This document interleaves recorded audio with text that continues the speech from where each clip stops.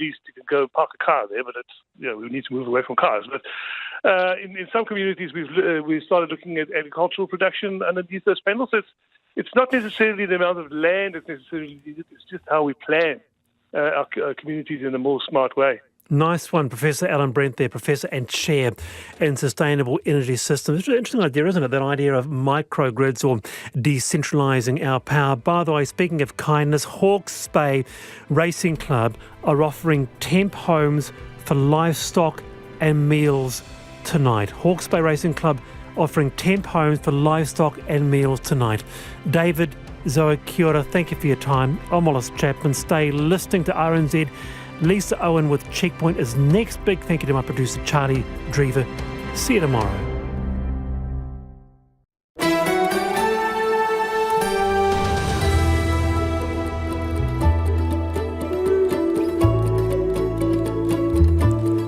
Te whakarongo mai koe ki te reo irirangi o Aotearoa. This is Checkpoint on RNZ National. I'm Lisa Owen.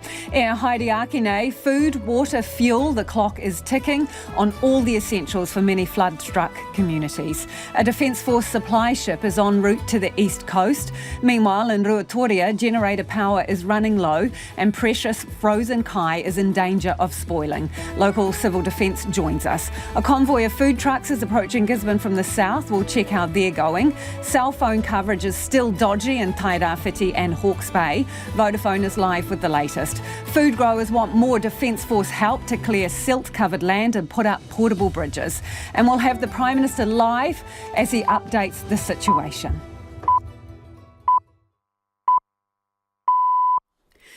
RNZ News at 5 o'clock. Aiahi Mārie, good afternoon. I'm Evie Ashton. Rescues are still continuing in flood-stricken Hawke's Bay, with about 40 more people pulled to safety by search and rescue teams going door to door. Team leader Urban Search Rescue, Ken Cooper, says the return of patchy cell phone coverage means stranded people are calling friends and family for help. They've got some kind of connectivity, so they've managed to reach out to their family. And it's the family that have come in asking us to go out and effect a rescue. His team has been busy all day using surf lifesaving and fire and emergency boats to rescue, in the main, vulnerable elderly people. Ken Cooper says another 30 USAR staff are expected in the region tomorrow. That'll bring his team up to 100 strong as they attempt to clear all the affected area. The Defence Force has ramped up its aid mission to cyclone-devastated Gisborne and Hawke's Bay. The Navy ship HMNZS Manawanui is sailing up the east coast with supplies for Tolaga Bay and Gisborne. The Army has teams working on getting water treatment plants to Gisborne. A helicopter has moved satellite communications staff to Wairoa and a plane has moved others to Gisborne. The helicopter will deliver supplies around the region. New Zealand has formally requested support from Australia after Cyclone Gabrielle. The Australian Department of Foreign Affairs and Trade's Elizabeth Peake confirmed the request to the Australian Senate earlier today. She says Trans-Tasman emergency management teams had already been working hand in hand over the last few days to scope the support that might best assist New Zealand. Ms Peake says the establishment of a national management coordination function means Australia will be able to respond to the request very quickly. Prime Minister Chris Hipkins says the government is accepting offers of international assistance and will give more details later in Checkpoint. Residents of a small and isolated settlement near Gisborne say they felt forgotten in the immediate aftermath of Cyclone Gabrielle. Te Karaka has been hard hit, with almost 600 people evacuating to hilltops at the height of the flooding. One evacuee, Jasmine Phillips, says it took too long for the government to acknowledge what the community had been through and for supplies to be delivered. We're just running on adrenaline and that's running out, you know. We're tired. We just need to know that you see us, you know we're here, and what have you got? And unfortunately it was, you can do this, you can do that, and that's all good. We're doing this, we're doing that, but where's your do this, where's your do that? Prime Minister Chris Hipkins visited Te Karaka this morning to see the damage. Jasmine Phillips says many families are now wondering what's next.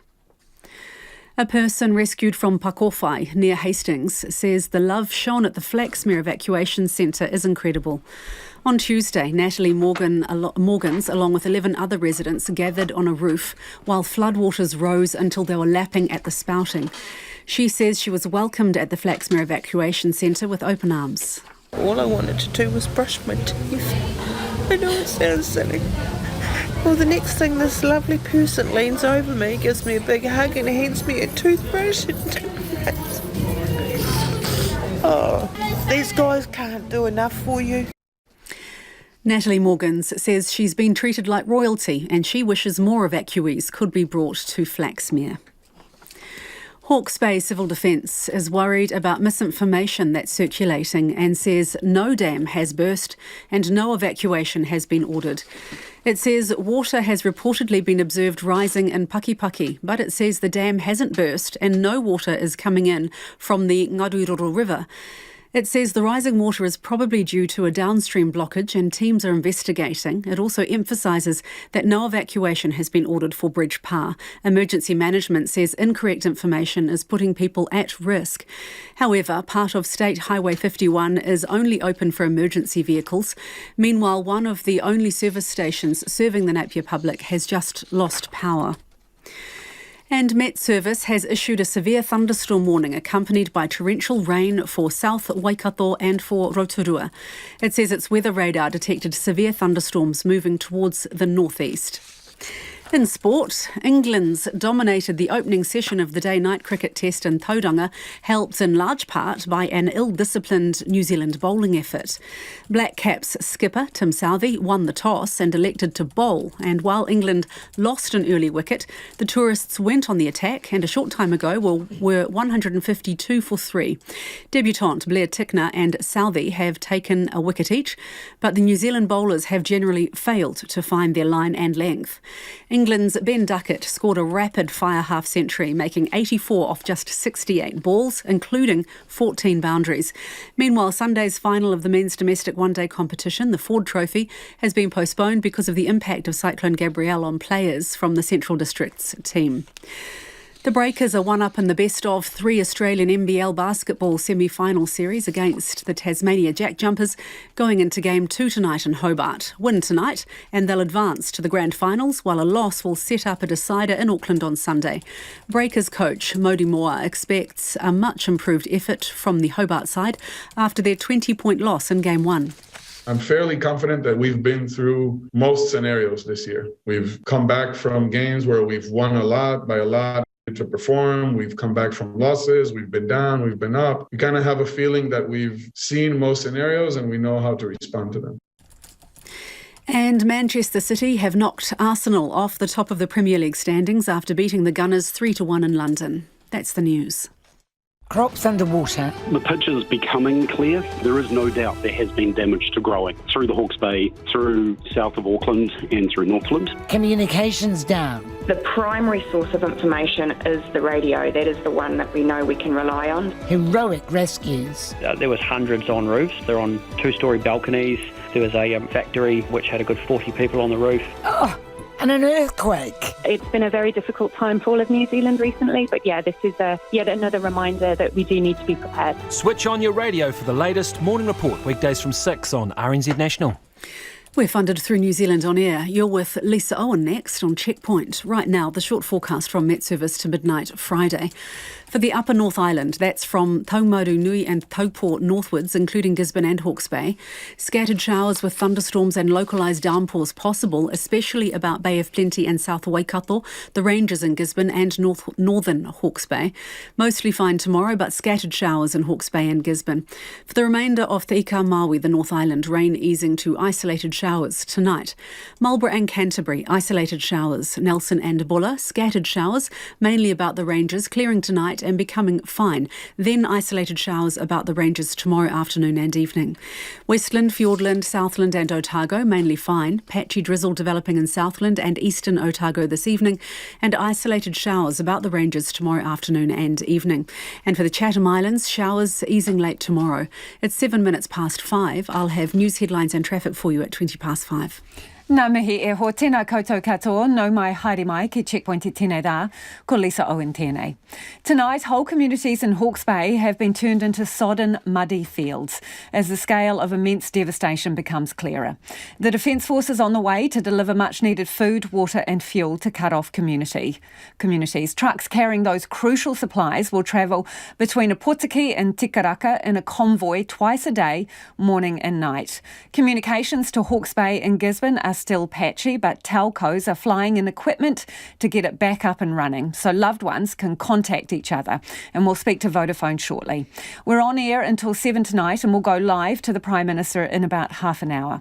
But we start tonight in Hawke's Bay, where heartbreaking stories of people who have lost everything are emerging. But as Tess Brunton reports, there are stories of hope and community amongst the wreckage.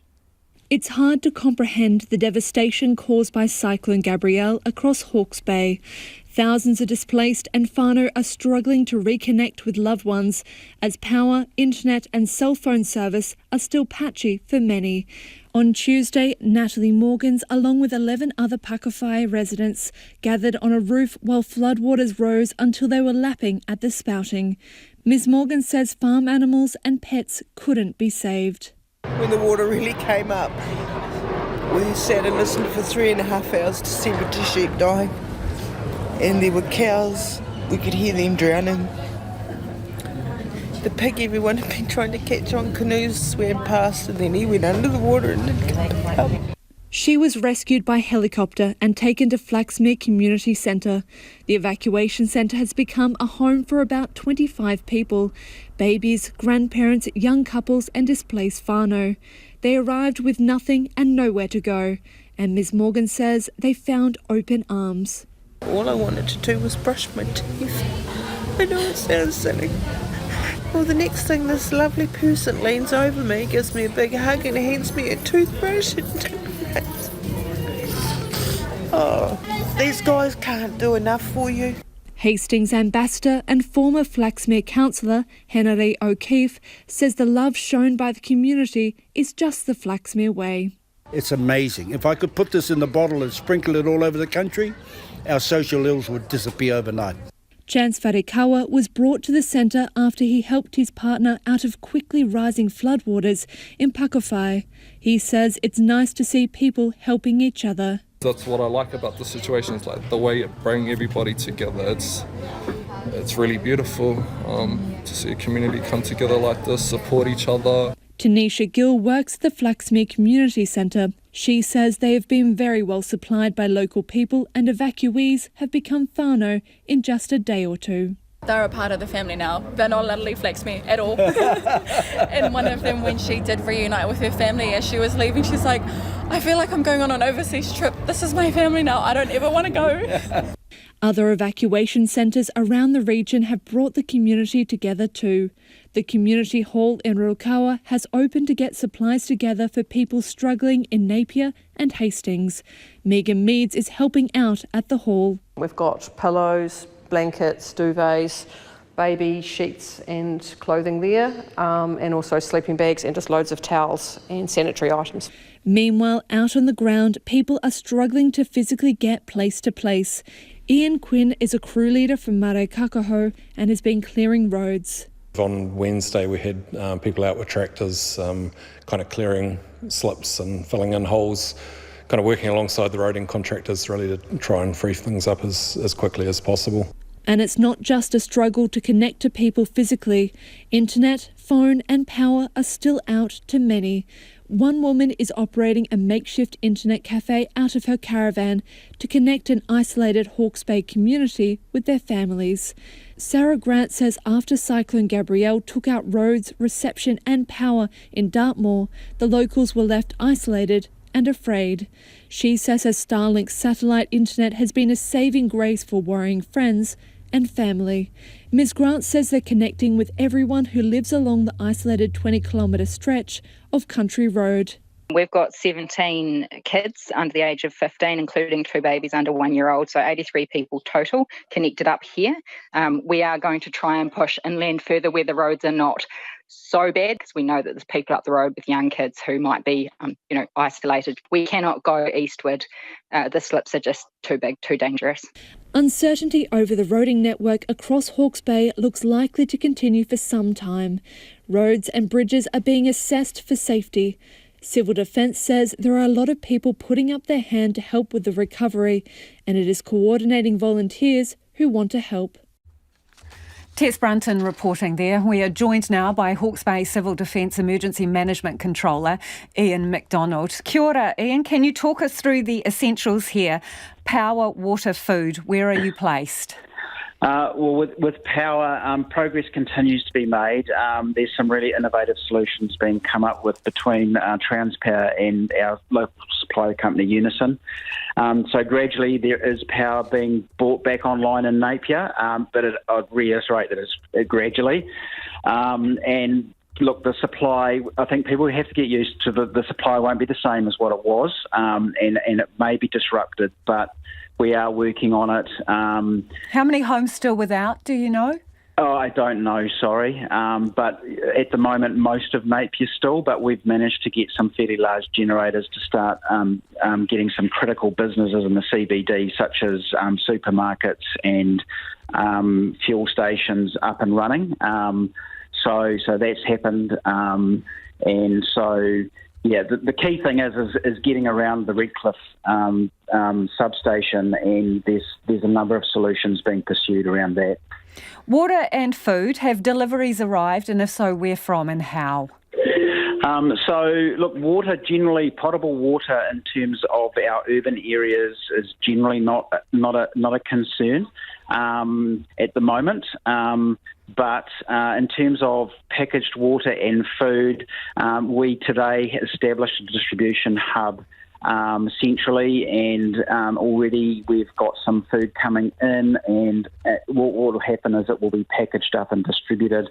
Today we went out to around about 15 isolated communities, and that this is occurring today and tomorrow by helicopter to drop off things like, I just had mentioned, Starlight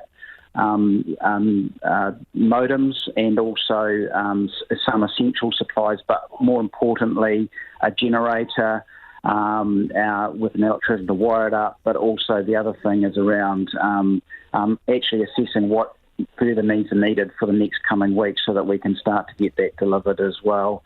Look, we want to. It has to be centralised. We're working. I've called it at a macro scale. So this is not about individual needs. This is about community needs, and we're delivering rapid relief at a community level. So that's the way that we're working at the moment. Really appreciate your time. Thank you for joining us. That is Ian McDonald, who is the Hawke's Bay Civil Defence Emergency Management Controller. It is 5:15. Kia mau tonu mai. You're listening to Checkpoint on RNZ National. Now, communications are still patchy to non-existent across large parts of Tairawhiti, Hawke's Bay and Wairoa. Joining us now with the latest is Vodafone's Chief Technology Officer, Tony Baird. Tony, let's go district by district. Tairawhiti, we're told by the Mayor in Gisborne, but the people are really emotionally distressed about not being able to get in contact with people, and it's now got to critical mass. How are you going there? Kia ora. Yes, obviously our thoughts are definitely with all the people cut off and all the difficulties that they're going through. So just across the Gisborne Hawke's Bay area, we have that is our greatest area of coverage improvements we're working through at the moment. Hastings, we've probably got about 95% coverage back up. Napier City, 30% going to about 50% tonight. So the biggest area of concern would be the Gisborne area, as you've rightly pointed out, in Wairoa. We're hoping very shortly to have 5 of the 15 sites in Gisborne up. What difference will that make, Tony, in terms of coverage? That's probably about 60% of the town centre or town area. There's about 15 south sites across that area from the edge of the town through the city and out the other side. The 5 sites that will be connected will cover the majority of the city area. So people in the city area, by close of play tonight, you are hoping will be able to have text and voice calls in and around Gisborne? Correct. We livened up a site earlier today. I flew people down with satellite dishes and we helicoptered them in. We connected up one site on an Optus satellite link. It absolutely got hammered. We had 1,300 connections immediately come onto that cell site. So we had to lock it down for police and emergency services. So our priority is to get emergency services connectivity up. So for instance, we've put a small cell, which is a small base station, into the police station. We've also put two into the airport. So there's a couple of hubs and hotspots that we've set up via small cell technology. But you have ring-fenced them for emergency services in some cases. Yeah. Okay, Yes. So further up the coast, they are very cut off. I'm talking about Ruatoria, Tsukumaru Bay, Anaura Bay and the likes. What are their prospects, please? Yes, those areas are connected via a fibre optics cable that Chorus has. All mobile carriers are on that fibre optic cable. It has three breaks. Two of them are relatively minor. One's a bridge crossing and the other is some fibres that have been pulled out of the ground. They should be repaired today. The bigger break is a gorge that's subsided. The plan will be to route a fibre up around the hill. We did this in Kaikoura. We put a drum of fibre under a helicopter and put it around the hillside. Tony, can I get you to pause there so we understand this? Can you not get connection with just one fibre? Do you need both to reconnect that area? Yes, the breaks are at two ends of the fibre. So there's effectively an isolated chunk of fibre with no connectivity on it. So we're trying to join both ends. That will take us from Whakatane right around East Cape down to Gisborne. And a time frame, please? We are being told that it's likely to be completed by tomorrow evening, that connection. Okay, what remains your biggest challenge at the moment? Power. Absolutely, it's consistently power. I mean, this chorus fibre is obviously a big issue, but electricity, we've deployed many generators. We're sending down cell sites on wheels, which are temporary cell sites with generators. Hopefully they'll be getting down there tonight, so that there's about 4 of those. We're going to share those between the three operators. The 3 operators have pooled resources for refuelling generators, so we're actually doing them cluster by cluster, area by area for all 3 carriers. So that's Vodafone, Spark and 2 Degrees. We're trying to pool resources where we can, but it's generators or mains electricity is still our major issue. Thank you so much for the update. We really do appreciate it, Tony. That's Tony Baird, who is Vodafone's Chief Technology Officer. It is 5:20 and you're with Checkpoint on RNZ National. Homai o whakaro, do send us your feedback. Would love to hear from you if you're gradually coming back online, if you're able to get messages out. Text us on 2101. You can tweet us at Checkpoint RNZ. The email address, checkpoint@rnz.co.nz. Let's go to the headlines now. Evie standing by. Ko Evie anō tēnei. Prime Minister Chris Hipkins is due to give more details shortly about how the government will accept offers of international assistance after Cyclone Gabrielle. The country has today formally asked Australia for support as the clear-up continues. Australian Department of Foreign Affairs and Trade's Elizabeth Peake confirmed the request to the Australian Senate.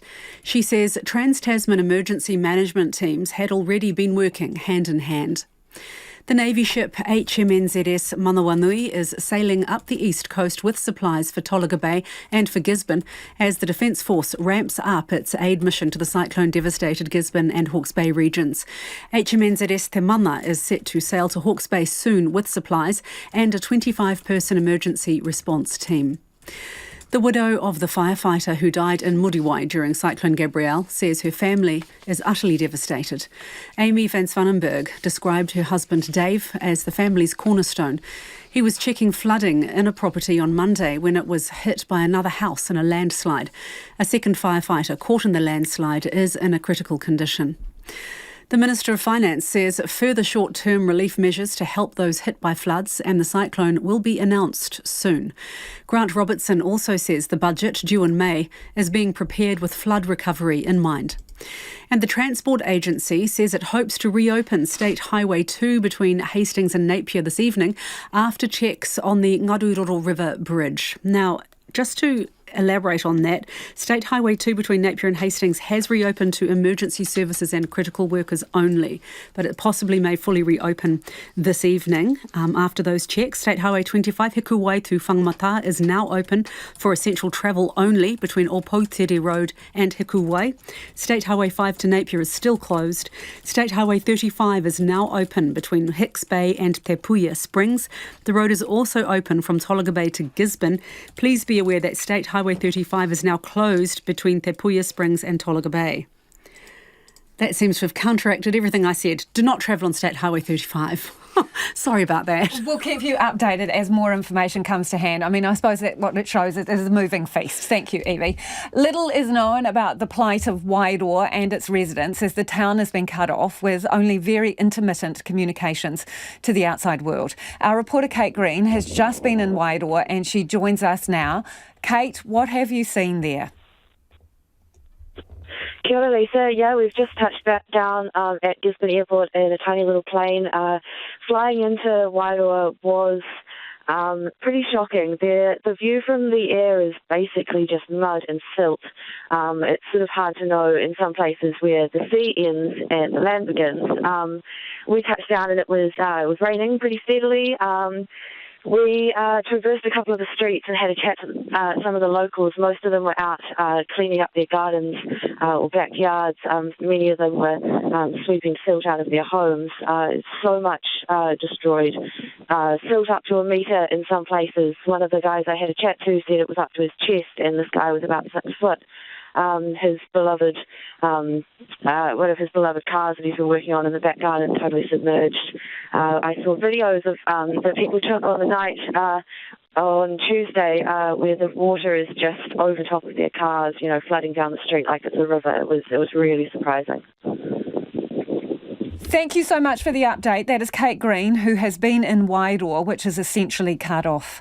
And there are some pictures from Kate, which we'll put on our webpage if you're able to access the internet. As the roads start to clear and the devastation reveals itself, Te Karaka sits in the centre of the damage in Tairāwhiti. It's a settlement inland from Gisborne where families have been left homeless. They had to flee on Tuesday night to higher ground as their houses became inundated. Tairāwhiti is also reeling from another death from floods, which police are still investigating. Many are without power, water and supplies on the east coast, and the roads are compromised with no timeline for a fix. Mani Dunlop was in Te Karaka today. As soon as that door opened, the water just came gushing through. So we just grabbed our kids. My partner quickly moved our car out of the driveway before that got sunk. And just put our kids on our back and jumped in our car and went. That's Jasmine Phillips. Her partner, their 2 children and other whānau were awoken early in the morning to find their whole property flooded. They got in the car and found the nearest hill to find safety and waited out. It wasn't until 7 o'clock that night the Defence Force came through to check on them. Those who couldn't go home sheltered at the school where many are still based. Jasmine's home is yellow stickered, meaning she can go back in to get things, but it is unlivable. Just where I am alone, Station Road, that's a lot of whānau that are affected there, and we're absolutely wiped out. There's nowhere for us. At this stage we're homeless. We can't even fit at the whānau house in town because there's other whānau there. We're tired. She said it took too long to get support, which is just getting to them now. What next? It took a while for us to get supplies. It took too long for us to get anything. For even to be noticed what we had been through, Gisborne didn't even know, unfortunately, and just feeling so isolated and just forgotten about. Yeah, absolutely forgotten about. No help. We've been left. Mahiruru was born and bred in Te Karaka. She has lived there for more than 70 years. She is grateful she got out of her home in time. My neighbour was banging on the window, woke me up, and I heard the sirens going around Te Karaka and also people saying that we need to evacuate, either go up to Cranswick's Hill or up to Cookson's, and I chose Cookson's. Oh gosh, devastating. There's no other words to describe it. But she can't get back into her home, and her new emergency housing is a classroom at Te Karaka School. The principal of the school, Renee Savage, says they will keep their doors open for as long as they have to. We've got whānau coming here to shower, they're using the toilets, even though they're not living with us at the moment, but we do have 42 people who are currently registered to be living with us who, like Koka Roberta, they can't go back home. So we're very privileged to be able to at least have the school, which was fortunately untouched by the cyclone. Roberta Maxwell, who was at the school, was in Te Karaka when Bowler hit in the late 80s, where her home was wiped out then. Unfortunately, it has happened again, but the resilience of this hapori is clear. With no communication with the outside world, all they had was each other. Community have been awesome. The whole community, we all came together, which that's how we work. We never got much support from the outside because we had no contact with communication or anything. We were cut off. So we just all pitched in and we dealt with it. We did it. The Prime Minister was in Te Karaka for less than an hour to look at the damage today. The community had a clear message to him, that Koka Roberta and Koka Mihi Eco. Te Karaka's got a shortage of home. Where are we going to go, you know? So I hope you got some answers for us, because we got a lot of answers for you. Okay, what will be your message to officials and the Prime Minister as they come in? We need help, and we need heaps of support. We want support from everyone that's outside. And please let everybody know what's going on here. We're just a small community, but we're here trying to survive. Support, both immediate and long-term, has been promised by the government, with a mayoral relief fund expected.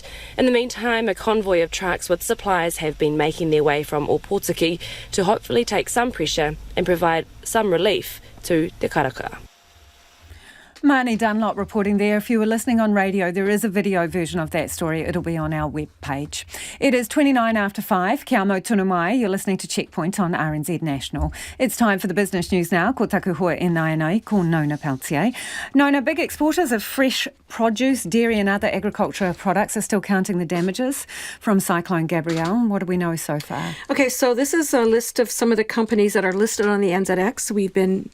I think you're going to be going to sorry to interrupt you there, Nona, but the Prime Minister has made his way to the podium for the update on the situation with the cyclone. Webb, who'll be a familiar face to many people watching from home.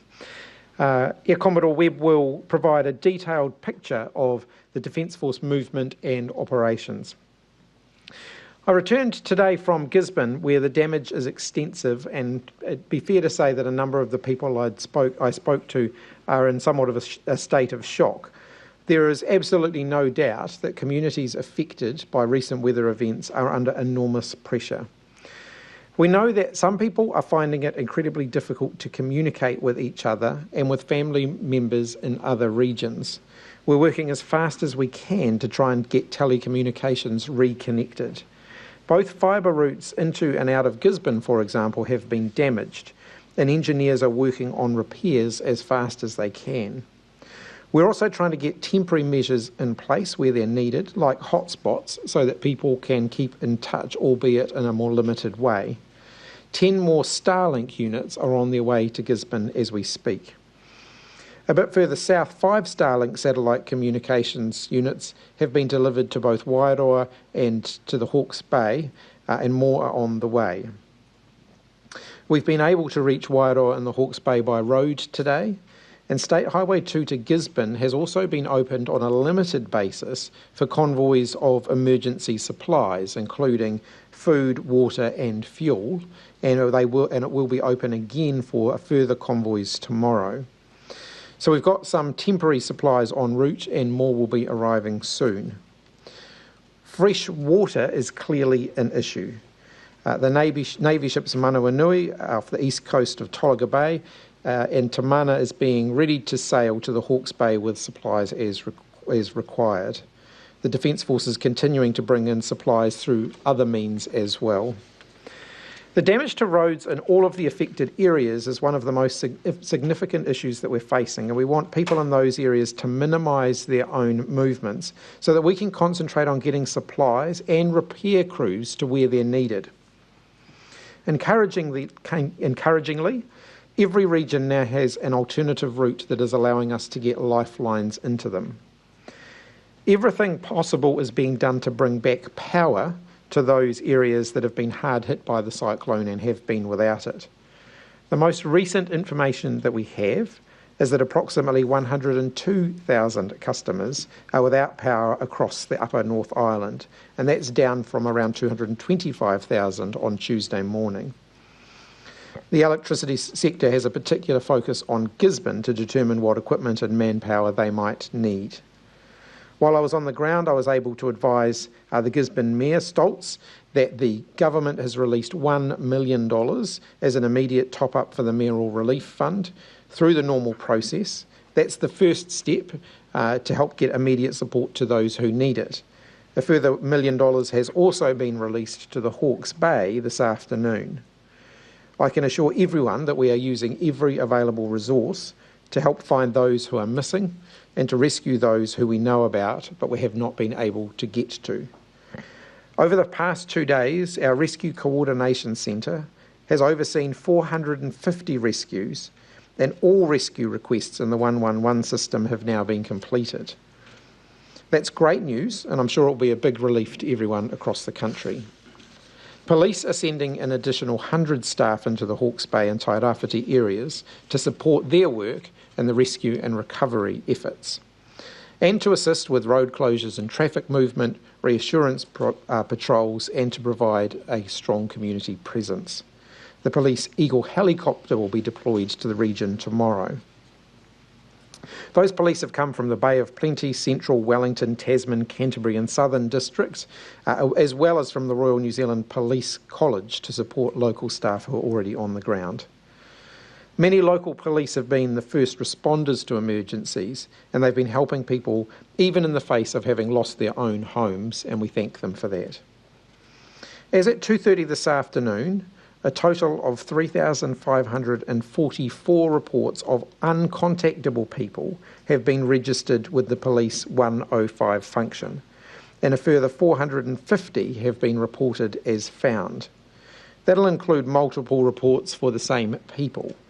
We believe that the majority of those who are considered as uncontactable simply can't make contact with their loved ones, so police are prioritising those who are in the more isolated areas. It's really important that as people are able to communicate and let other people know that they are okay, if they've been registered as missing, we're asking them to take the time to register their wellbeing online with Police 105. Tragically, police confirm that the number of fatalities caused by the cyclone currently stands at 5. There are still people for whom the police hold grave concerns, and we do need to be prepared for the likelihood that there will be more fatalities. There have been various offers of support from international partners and Australia in particular, and I can confirm that NEMA has accepted an agency-to-agency offer from Australia for emergency response support and expertise. Over the next 48 hours, 5 impact assessment teams, made up of around 25 people, will arrive in New Zealand to work with our FENS and USAR teams. Once they arrive, we'll have a better idea of how they'll be deployed. This is a complex and dynamic response. Some areas, such as Auckland, Waikato, Thames Coromandel, Bay of Plenty, and the Manawatu and Whangarei, are fortunate to be scaling down their civil defence response, and they're able now to move into the recovery phase. This is such as we saw in Gisborne today, and of course in Napier and the Hawke's Bay, need the basics like food and water and are still very much in the emergency response phase. I can report that all of our hospitals in the affected regions are open and functioning well. We have flown in additional blood, oxygen and other critical supplies to Gisborne and the Hawke's Bay. They've come from the Air Force Base at Whenuapai. I'll now hand over to Air Commodore Webb for the latest details, and then we'll take more questions. Thanks, Prime Minister. The focus of the Defence Force activities this week has been the extensive support of NEMA in response to Tropical Cyclone Gabrielle. Our commitment currently consists of more than 700 Defence Force personnel deployed, with hundreds more on standby. We're using capabilities from all parts of our Defence Force. This includes 2 ships, being HMNZS Manawanui and HMNZS Te Mana, 58 Army vehicles, including 2 light armoured vehicles, 6 NH-90 helicopters, 2 C-130 Hercules transport aircraft, a Sea Sprite helicopter, and a Defence Force command team in the National Crisis Management Centre here in Wellington. Defence Force liaison staff are also located across all affected areas. Our priorities have been on saving people from immediate danger, helping authorities gain more knowledge in what is an ever-evolving situation, and helping to support and respond to any ongoing relief efforts. As you would have seen, our people have been involved in some really challenging situations. We've winched people off houses and rescued a sailor from a stricken yacht, and our unimogs have helped evacuate people through high floodwaters in appalling conditions. It's worth highlighting that the men and women of the Defence Force live in the communities in which we serve, so we take a great deal of pride in being able to assist our friends in whānau in their time of need. The last few days have seen an intensive effort in the Tairāwhiti and Hawke's Bay regions. So far, we've helped establish emergency communication links in Hawke's Bay and Gisborne. We've conducted a range of reconnaissance tasks to help provide a better picture of the damage to those regions. Food, water and shelter have been provided to isolated communities and the large number of displaced people. We've also moved military water treatment plants to Gisborne and Wairoa, which can produce up to 3,000 litres of fresh water per hour. HMNZS Manawanui, as you've heard, has this afternoon arrived in Tairāwhiti coastal region and has dropped off food and water in Tokomaru Bay. This has been very gratefully received by the locals. We expect the ship to reach Tolaga Bay this evening. Over the next 24 hours, things will be busy, if not busier.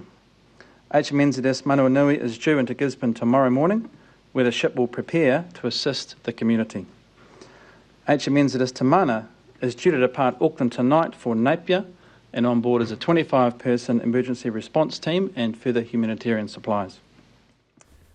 And that was Air Commodore Darren Webb there at the Prime Minister's update on the situation with the response to the cyclone. 700 Defence Force personnel are deployed. They're expecting that supply ship to reach the east coast later this evening. Also still approximately 102,000 households without power at the moment. The focus on Gisborne there, and the Prime Minister saying $1 million more has gone into the relief fund, the mayoral relief fund in Gisborne, and we'll have more on the situation in Gisborne a little later in the programme.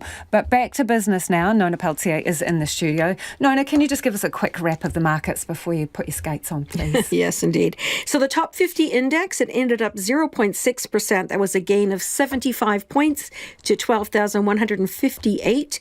The New Zealand dollar is weaker, but that's because the US dollar is at a 6-week high with very strong retail numbers there, driving up that expectation for more interest rate hikes. So 62.95 US cents, almost 63, 91.1 Australian and 52.3 British pence. Thank you, Nona. A bite-sized instalment of business from Nona Peltier there. It is 20 to 6. You're with Checkpoint on RNZ National.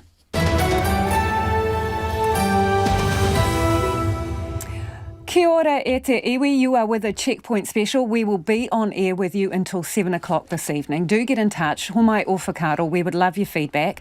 Text us 2101. You can tweet us at Checkpoint RNZ, or the email address is checkpoint@rnz.co.nz. Let's go to the headlines now. Anea Iwi, mena pita pita kōrero. About 40 people were rescued from properties in Hawke's Bay today as urban search and rescue teams go door-to-door in boats to reach people stranded by floodwaters. USAR team leader Ken Cooper says another 30 USAR staff are expected in the region tomorrow, bringing his team to 100 personnel. Te Whatu Order says urgent medical supplies are being flown from Auckland to flood-devastated areas Tairāwhiti and Hawke's Bay. A Defence Force Hercules C-130 is delivering the shipments to Napier and Gisborne. Hawke's Bay Civil Defence is worried about misinformation and says no dam has burst and no evacuation has been ordered.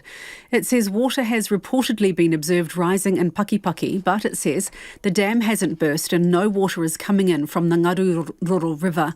Emergency management says incorrect information is putting people at risk. Civil Defence says it has no more room at the Hastings Sports Centre for donated items. It says the community has been very generous, but it can't take any more donations until it has a better idea of what's needed. The road between Napier and Hastings has reopened to emergency services and critical workers only. Waitangi Bridge on State Highway 51 will be under temporary speed limits and is reduced to a single lane. And dozens of contractors have started work on the severe damage from Cyclone Gabrielle in Muriwai, in West Auckland. Auckland Council says a total of 2,281 properties in the Auckland region have been severely affected. In other traffic news, State Highway 5 to Napier is still closed.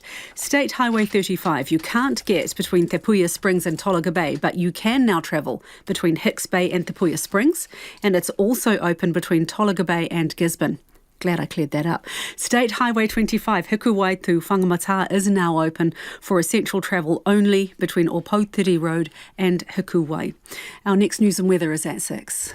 Ngā mihi, Evie. Fresh supplies are finally arriving in Gisborne via limited road access to the south and a Defence Force ship due to dock higher up on the east coast later this evening. But water reserves are low and the call to conserve is critical. Gisborne Mayor Riat Stoltz explains emotions are running pretty high with the phone network still down.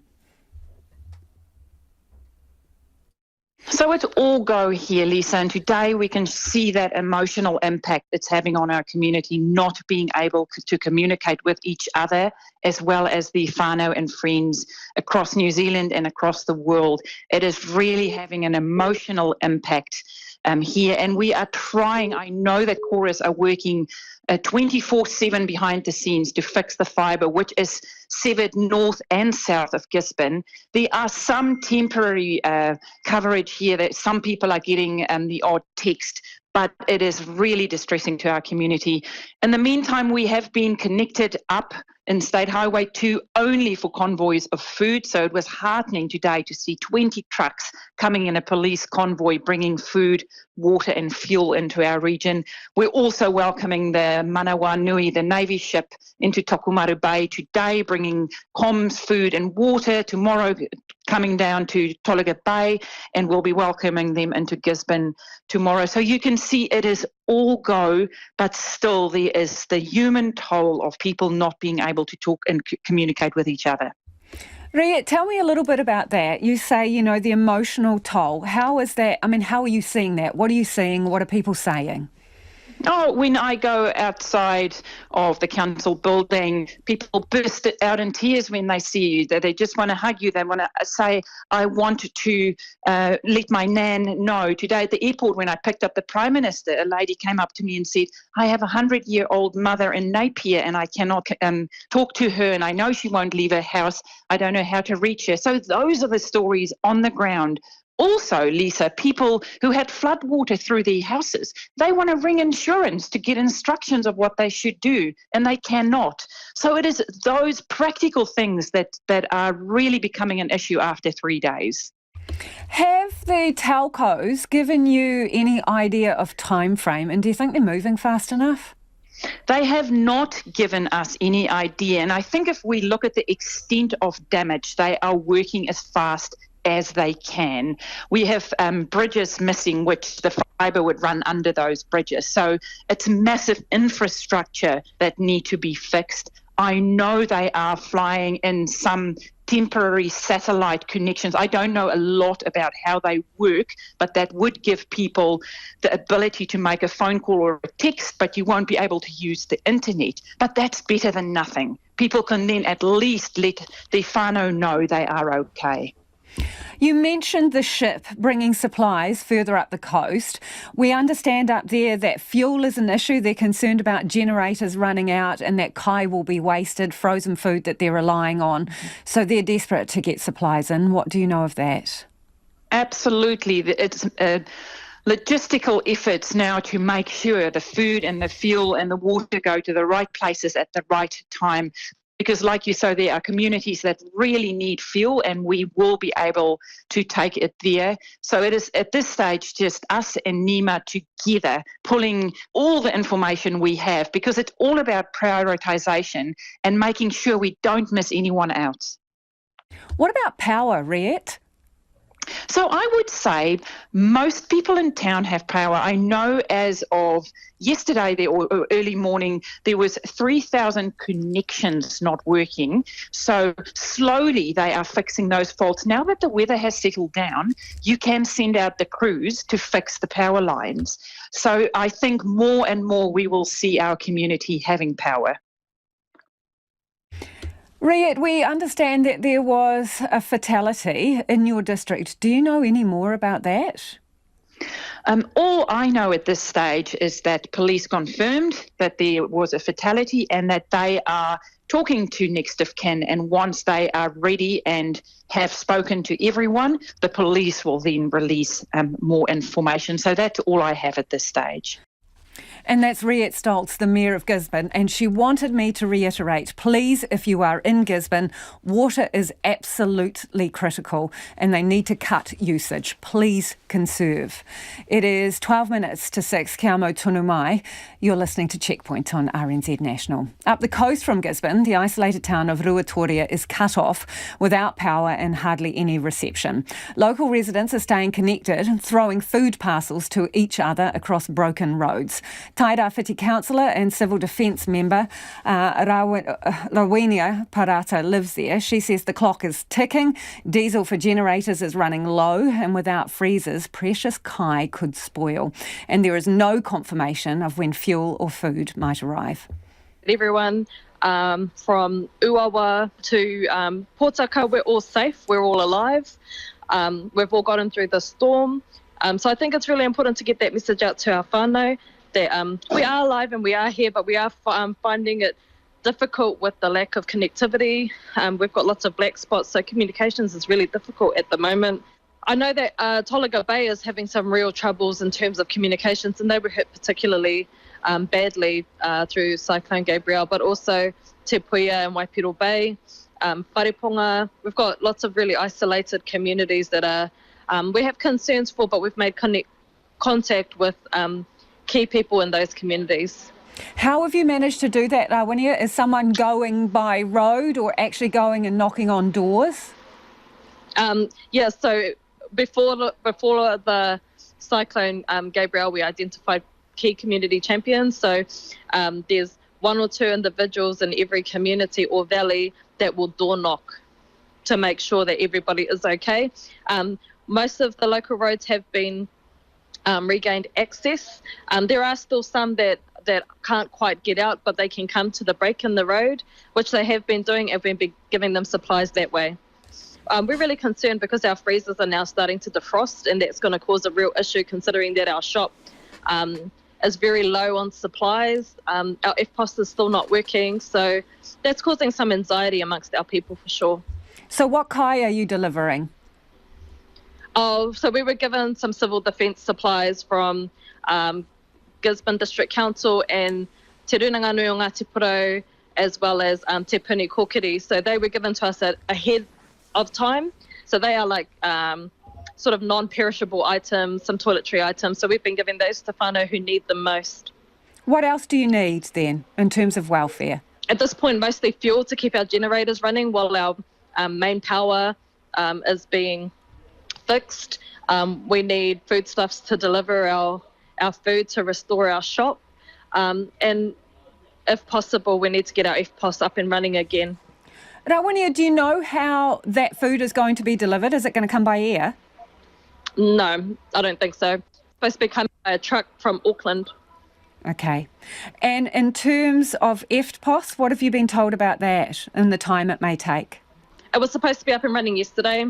We didn't quite get it up and running. We have the Starlink that's been delivered to our local shop, which is the only shop that services lots of communities surrounding Ruatoria. The Starlink came, but there's a piece kind of missing, so we're still kind of waiting to get that up and running. But at the moment, the shop itself has no power. So you're missing a vital piece, but when you get that, Yes, we are. you're hoping people will be able to come to the store and communicate. Well, we'll be when we get the power running, but we have no power and haven't since last night. And fuel, you mentioned that that is an absolute essential for you to keep generators running. When are you expecting more to come? We've had no confirmation from Allied that that'll be happening anytime soon. And how worried are you about that one? At this point, we're very concerned. In Te Tairawhiti, lots of us stock meat, so we have chest freezers. When that goes and there's no supplies to the shop, that becomes a real issue for us because we have no way out of Te Tairawhiti, no way out to any of the main cities. So when our freezer stores are depleted, that will become an urgent issue for us. How are people's spirits? They're good. We're really resilient here on the coast, and I think that's important to say.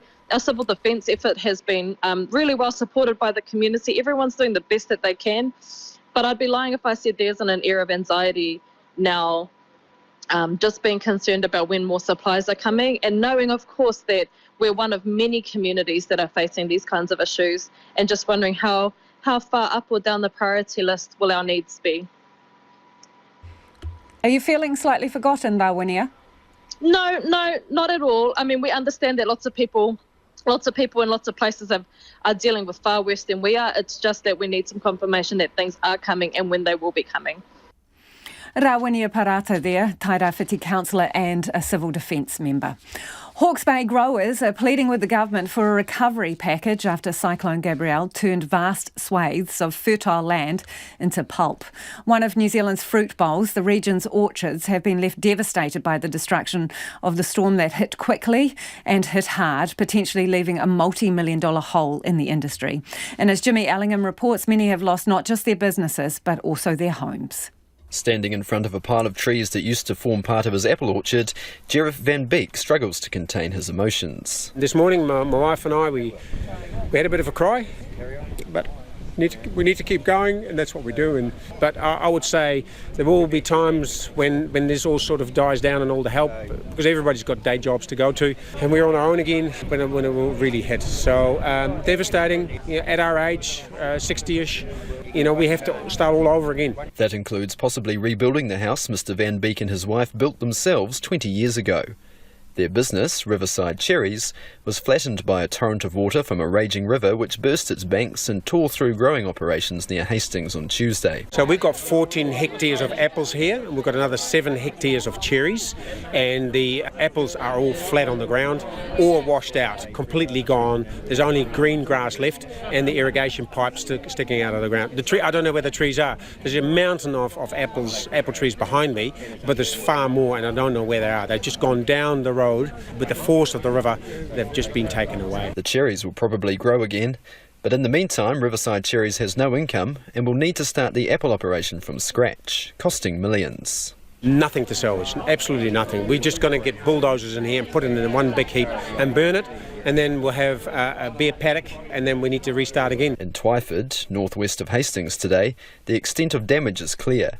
Flattened trees and fences and fruit everywhere, on the roads and in the ditches. So even yesterday when I came through here, this was all flooded in water, so it is receding. But I mean, look at these trees. I mean, they'd be about 3 years old, huge investment. You can see all the infrastructure, and they're destroyed. That's Catherine Wedd, national candidate for Tuki Tuki and former director of New Zealand Apples and Pears. She drove me around for a look at what's been lost just ahead of harvesting. It's clean-up mode. Usually at this time of year, everyone would be out picking the apples. Instead, they're now just trying to clean up all the mud and debris and everything else. Oh, look at over here. This is just totally gone. You can see the impact here. Wow. These trees just totally blown over. Apples alone are a $1 billion export industry for New Zealand, and most come from Hawke's Bay. For some growers, such as Leon Stallard of Claremont Trust near Havelock North, it's a waiting game. At the moment, we haven't had water rushing to the orchard, but we've got water up to here at the moment and it's rising. So, I mean, we've got trees that are under 40 mil of water. So that's up to your knee? Up to my knee at the moment, and it's rising as all the other water comes in from the outlying, the hills and the ranges. And it's pulling on us, and the rivers are so full, the water's got nowhere to go. And it's not just fruit growers having an anxious wait. Beekeeper Geoffrey Flanders says his business, Flanders and Moffat, has 1,700 beehives it can't get to yet, although he knows plenty of equipment has washed away. It's just devastation, and it's the unknown, you know. You can't make bee boxes, you can buy bee frames, you can't make... This gear just doesn't come up on the shelf and turn up. And you've got to have money, you know. We've had a low crop, low price, and now a massive disaster. Bostock New Zealand owner John Bostock says assistance is required, although nobody knows yet how much. We do need some help. We need a recovery package support so we can help get Hawke's Bay moving again. And it's been amazing, the community support who've rung and helped and dig in to sort it all out. One of New Zealand's fruit bowls in need of a boost. That report from Jimmy Ellingham, and we'll have more on the horticultural industry in Hawke's Bay after the news at 6. Let's get to some of your questions and some practical information here. Someone has got in touch and is asking, are you able to give any news about the assessment of the bridges between Napier and Hastings, please? Whether or not they will remain open, even if essential services only, makes a big difference. Ngā mihi from Tina. Tina, stand by. Evie has some information. I have information on Waitangi Bridge, State Highway 51. It had to close earlier today for a safety assessment, but it's now open under temporary speed limits and is reduced to a single lane. And it's vital emergency services and essential workers are given priority. So people will be asked for identification before they can travel through. Okay, so limited access. The Waitangi Bridge open but with restrictions. We hope that helps you. Also, some messages and updates from Civil Defence for anyone in Napier and Hastings. Following roads are still closed. State Highway 2 between Napier and Gisborne. State Highway 38 between Lake Waikaremoana to Wairoa. State Highway 5 between Escalating and Taupo. State Highway 35 between Gisborne and Portaka. Those are some of them, not a complete list. In Hastings, there are 2 Civil Defence centres. One is at the Hastings Sports Centre on Railway Road and the Flaxmere Community Centre at Swanson Road. They are Civil Defence centres. Civil Defence Centre in Napier is at the Centennial Hall on Vigor Brown Street. If you need to get cash, the ANZ ATM at Countdown on Munro and Station Street is operational and fully stocked. So that cash machine, ANZ ATM at Countdown on Munro and Station Street, is operational and fully stocked. Urgent medical care can be obtained from the City Medical at Napier Health Centre. It is open 24 hours and an urgent care clinic at Hastings Health is open until 7 tonight. RNZ News at 6 o'clock. Good evening. Ngā mihi o te pō ko Evie Ashton. Tēnei. Australia is sending 5 teams of emergency officials to New Zealand to help in the aftermath of Cyclone Gabrielle. The Prime Minister, Chris Hipkins, has returned to Wellington after visiting the Tairāwhiti region this morning, where communities remain isolated and with little connectivity. In a media briefing still underway, he says areas like Gisborne and Hawke's Bay are still very much in the emergency response phase. Be fair to say that a number of the people I spoke to are in somewhat of a state of shock. There is absolutely no doubt that communities affected by recent weather events are under enormous pressure. More than 100,000 customers are still without power across the Upper North Island, down from about 225,000 on Tuesday morning. As of this afternoon, about 3,500 reports have been lodged with the police regarding people who can't be contacted. Mr Hipkins says people should be prepared for the likelihood of future fatalities. The death toll stands at 5. Urban search and rescue numbers will be boosted by about a third in Hawke's Bay over the next 2 days as teams try to check every property where people may still be stranded by flooding. USAR team leader Ken Cooper says the 35 newcomers will take his team to about 100 strong and allow them to make a significant push. I'm accountable for seeing that we've cleared these areas, so I'm just making sure that we're basically giving it that thorough detail that we need. Ken Cooper says his staff are going door-to-door in priority areas near main waterways, but most rescues are now from tip-offs by the public. He says the return of patchy communications has meant people are calling for help, while family members are heading into the Napier Fire Station to alert emergency services. Met Service has issued a severe thunderstorm warning for people in the Whakatane and Kawerau regions. It says they're expected to hit Kawerau, Edgecombe, Awakiri, Matahina, Te Teko and Otakiri between now and 6:30, accompanied by torrential rain and hail. A severe thunderstorm watch remains in force for Bay of Plenty, Ruatoria, Taupo, Gisborne and Hawke's Bay.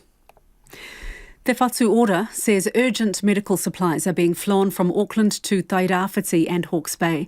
They include medical oxygen, chemotherapy medication, pharmaceuticals, medical nutritional supplies and blood products. A Defence Force Hercules C-130 is delivering them to Napier and Gisborne. National Incident Coordinator for Te Whatu Ora, Matt Carey, says the normal supply chain for medical facilities is badly affected and deliveries will continue by air and possibly by sea until the roads can be used again. Vodafone is hoping to restore about 60% of its cell phone coverage in Gisborne's town centre by tonight.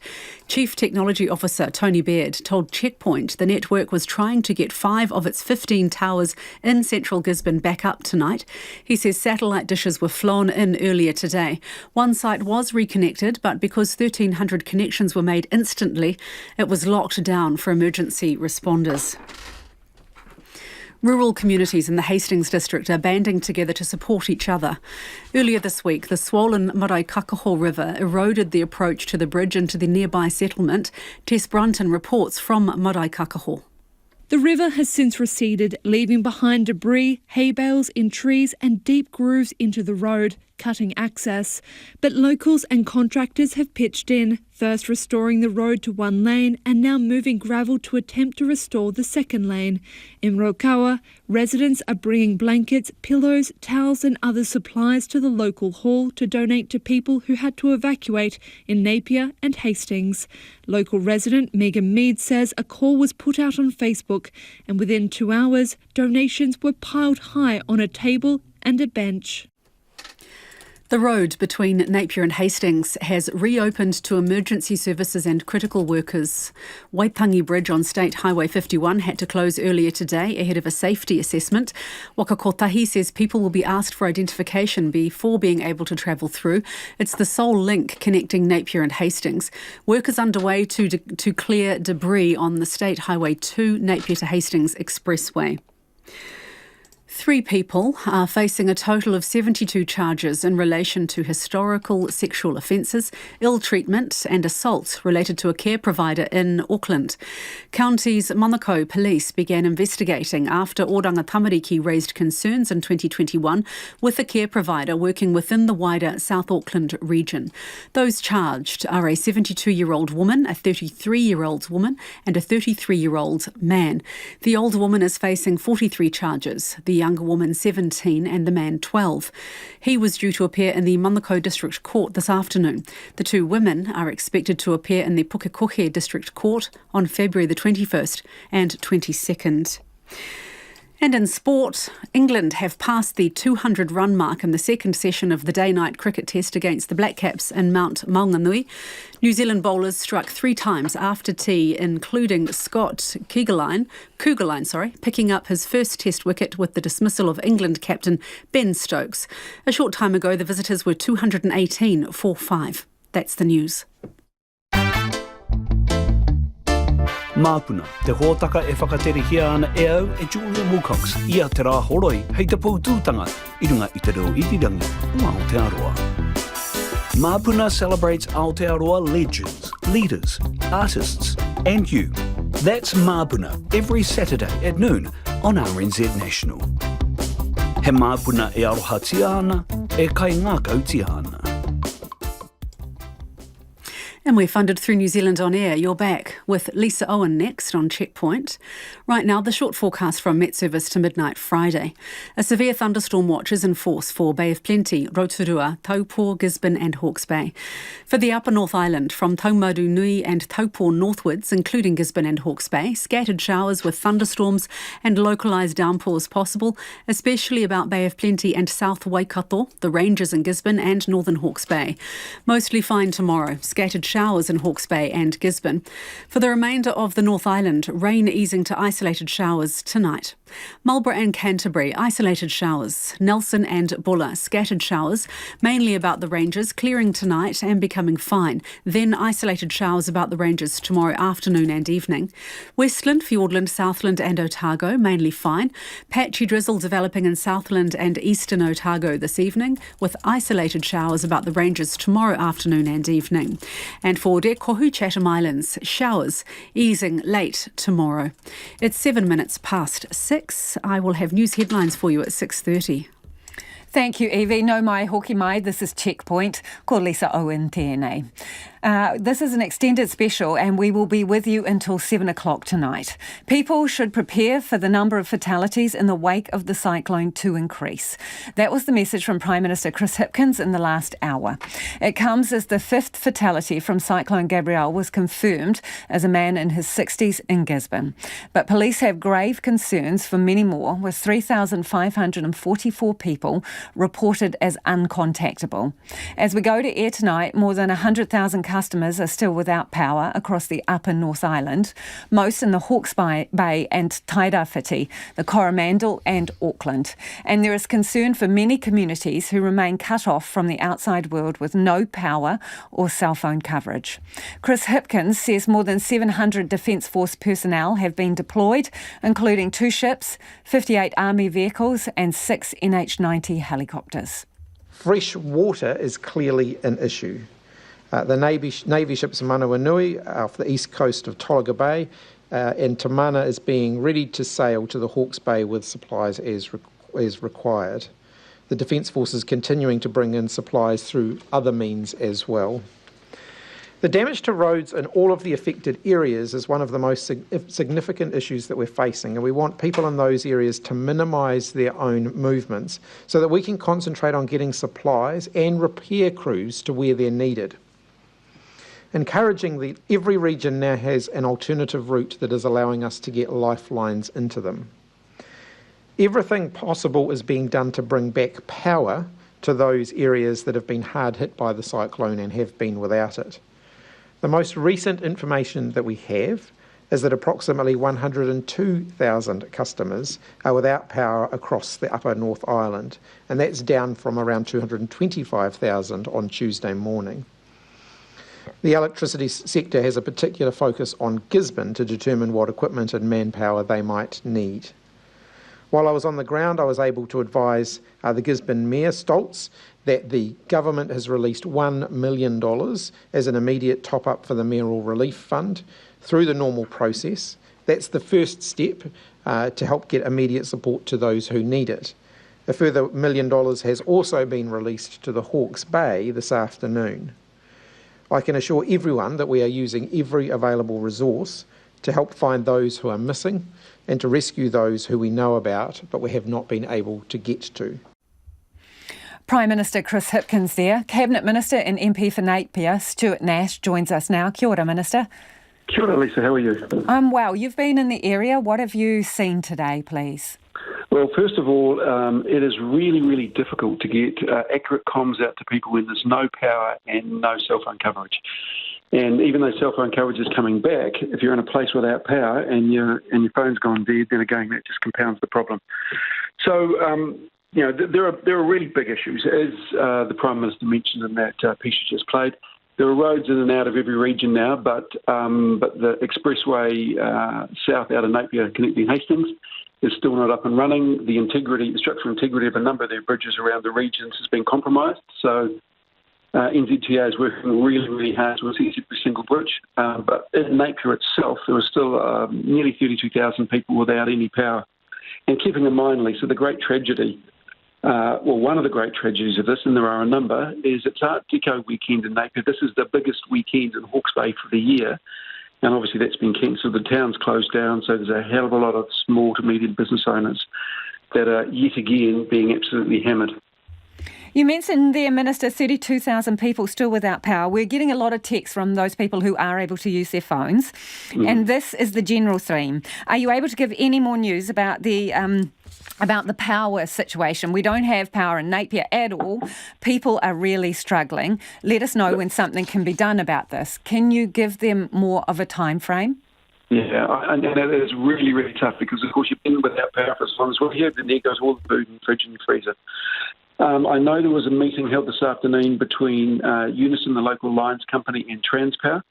The recommendations, the details of that meeting I do not have, but the Minister for Energy, Megan Woods, is getting an update at 10 a.m. and 4 p.m.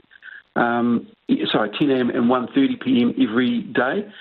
I'm hoping tomorrow morning we will have a little bit more certainty around when we can get power up and running. You also mentioned the bridges. The growers today are calling for Bailey bridges and for more Defence Force personnel on the ground to help with the clean-up. Can you give them any assurances with regard to that? Well, what I can tell you, there's 140 Army people already in the bay at the moment, and they'll be doing their best to both help with the clean-up and temporary repairs to bridges. I spoke to a guy from East Bridge today. That's a local bridge building company, but they're one of the largest in the country, and he says that they have expertise around Bailey bridges. Those numbers have been passed on to NZTA. So, we will move as fast as we can. The Prime Minister has said, all hands to the pump here. The government will do whatever it takes to get the bay up and running again. But one thing I would say to all those listening, if you have silt in your home or on your driveway, garden, property, please don't sort of scoop it up and put it into the wastewater system at the moment, because the wastewater system can't handle the level of silt that is there right now, and it would be compounded if residents actually dump silt into the wastewater system. So please don't do that at this point in time. Minister, you would have seen the images of all the slash washing down from the forestry areas, yes? Yes, I have. Is that acceptable? Well, when you get this level of rain event, you're always going to get forestry, and not just slash. So slash is from harvesting operations.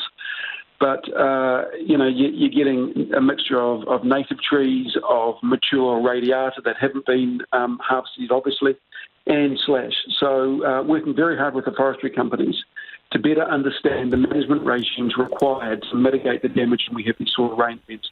I can say there's two different types of forestry at the moment. Minister, I'm sorry to interrupt, but can I just pause you there?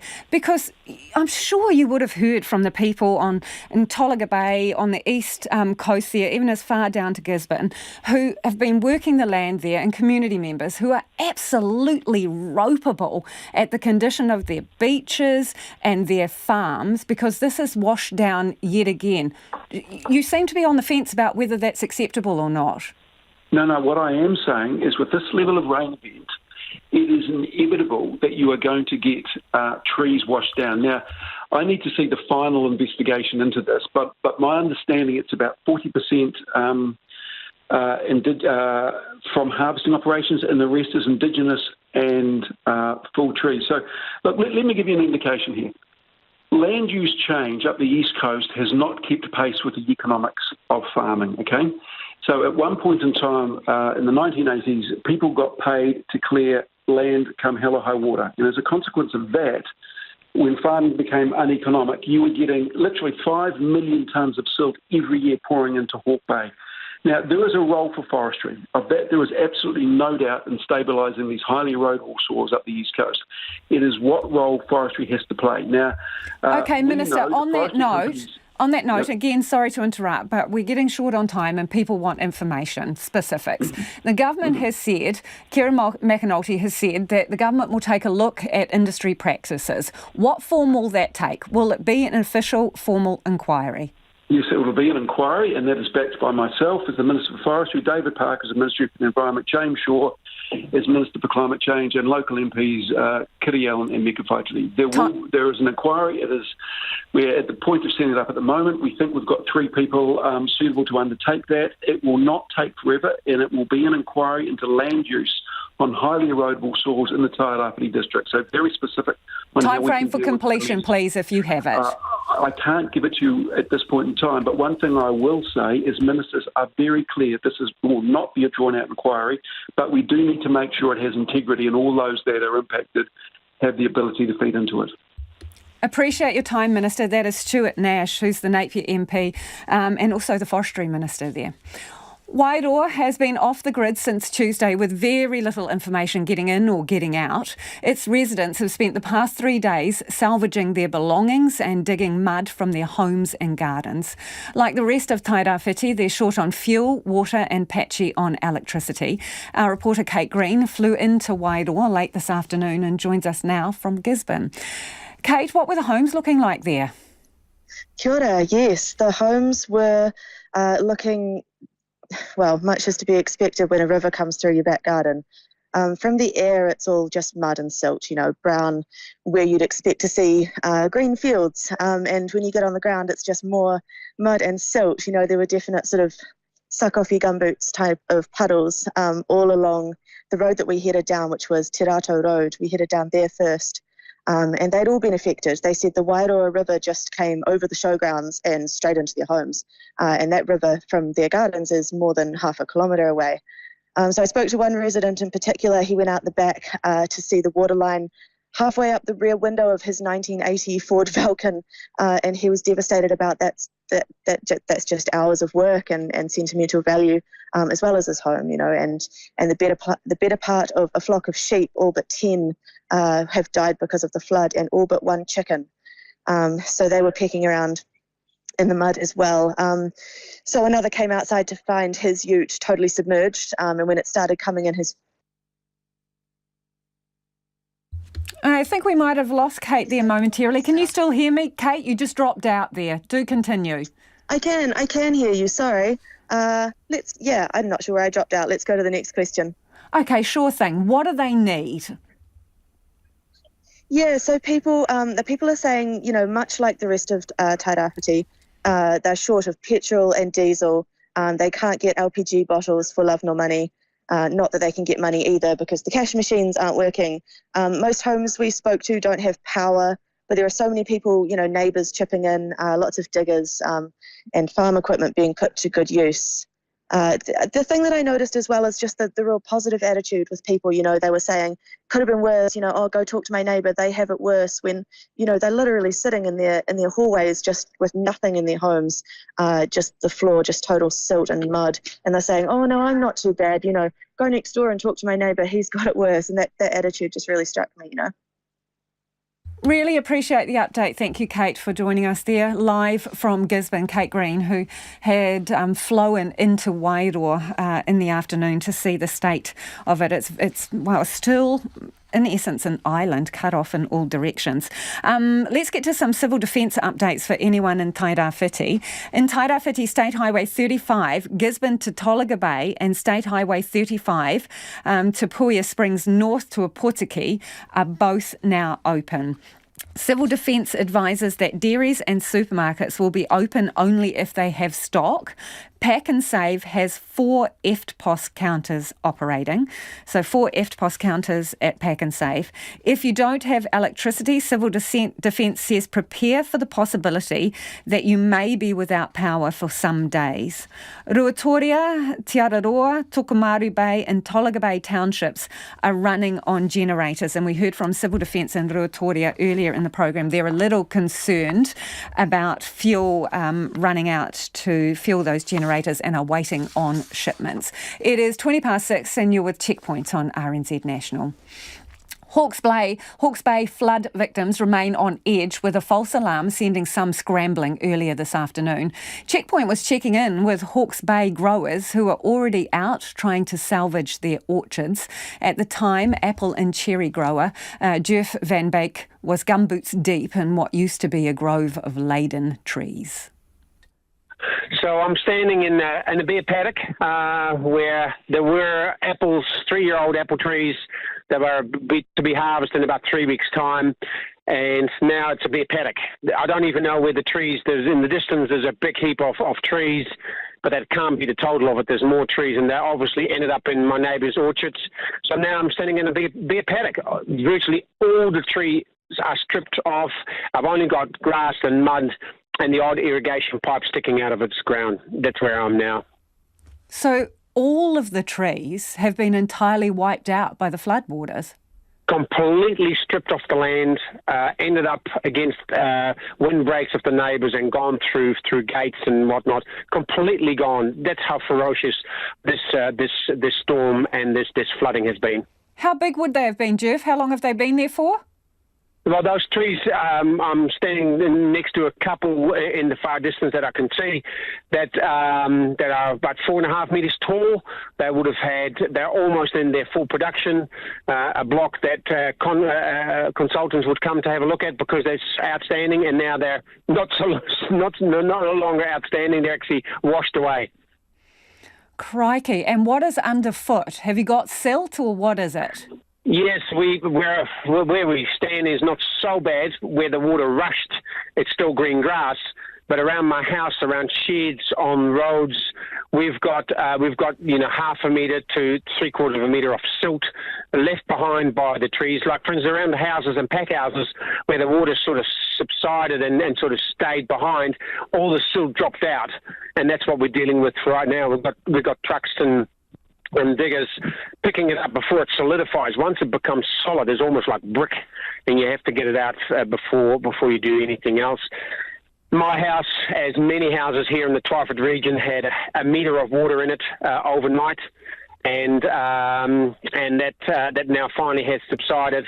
And yesterday, that happened the night before. I lost track of the time.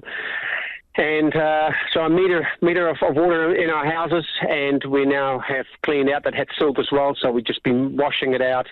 Furniture is all damaged, gone.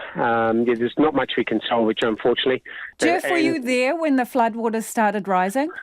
Yes, I was there. So the way I can describe it is, we knew that from messages we got from neighbours that the river was 1.5 metres from the top of the stop bank.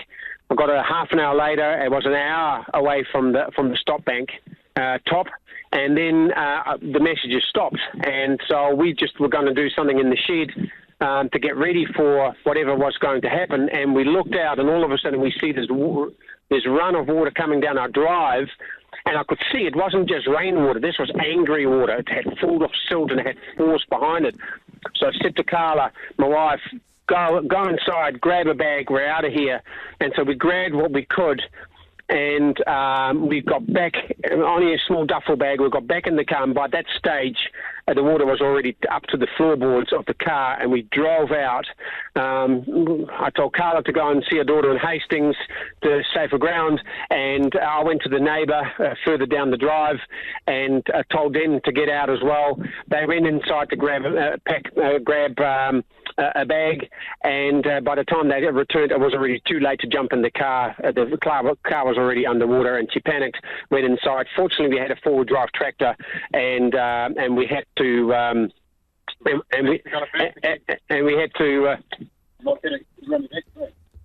have to evacuate. We've just been told to evacuate. The banks are going to burst. Go, Jeff, go. Okay, see ya. Bye. And that is where our interview abruptly ended. But don't worry, our reporter Jimmy Ellingham joins us now from Hastings. Now, Jimmy, you also met Jeff today, and what can you tell us?